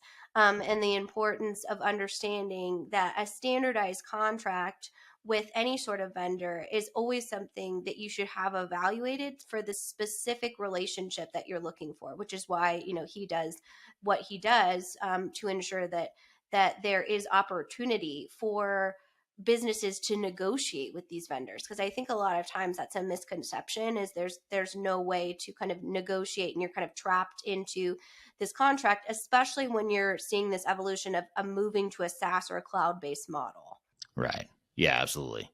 Yeah, it's a great point. And he really explained that and unpacked that point well in that conversation for sure. Yep, definitely. And I think it's also great when he talked about there's likely faults on both sides. And you kind of alluded to that when you were talking about the most complex digital transformation failure you experienced at the beginning of the episode. Is there many times it is not just one party's fault, even though it might be, one party is liable or was negligent. But there's oftentimes a fundamental organizational issue. And if you go in with a broken organization, you're already, at a weakness point that will break much more easily unless you have a strong organizational culture and you've really assessed the readiness of your organization to go in. Yeah. I totally agree. You need to have that understanding and alignment before you get too far into your project, or else you are going to run into those headwinds that are inevitable when you don't have it. Absolutely. And I'm going to drop just in the comments here, wherever you're watching, some videos with Marcus Harris. I was actually thinking during your conversation when we referenced him earlier, that we need a Marcus Harris playlist on our website or on our YouTube channel as well. So I'll see if we can't pull that together, because he has so much great content and so important in his work of helping businesses look through their contracting and really engaging an independent expert to understand what are you actually looking at, what are the risks here, what is the total cost of ownership, which can be very tricky to kind of establish, and what rights do you have, per kind of your theme of the episode, as the organization when going into a contracting model. I know you mentioned in the live stream that you had seen a business, or we work with a business that actually had in their contracting language that, they controlled the entire project, which to me is just incredible. But that happens, and they can be very sneaky in putting it in there. So it's the importance of that oversight and due diligence of understanding the contracting process. Yeah, absolutely. Yep, very, very well said, and some good points that he brings for us to think about, and hopefully that opening segment, or that second segment with the customer rights and responsibilities, combined with the discussion with Marcus around the top 4 lessons in contracting. Hopefully that gives people a sort of a head start and some things to think about as they get started on their journey. So a good discussion there today, and I want to thank Marcus for his contribution to that episode. Both he was contributing in the segments where we were talking about customer rights and responsibilities, and then obviously he was also in the third segment about ERP contracting. So thanks to Marcus as well for being and behind the scenes guest in today's episode. So appreciate that. And I want to thank the audience for the great questions and the great participation. And now, as always, thank you, Kyler, for another great episode. Reminder, you can find new episodes every Wednesday on YouTube, LinkedIn, Facebook, Twitter, audio podcast platforms throughout the world. The podcast streams every Wednesday to the video platforms, YouTube, LinkedIn, Facebook, Twitter, and becomes live on the audio podcast platform. So thank you, everyone, for joining here today. We'll look forward to seeing you next time on Transformation Ground Control.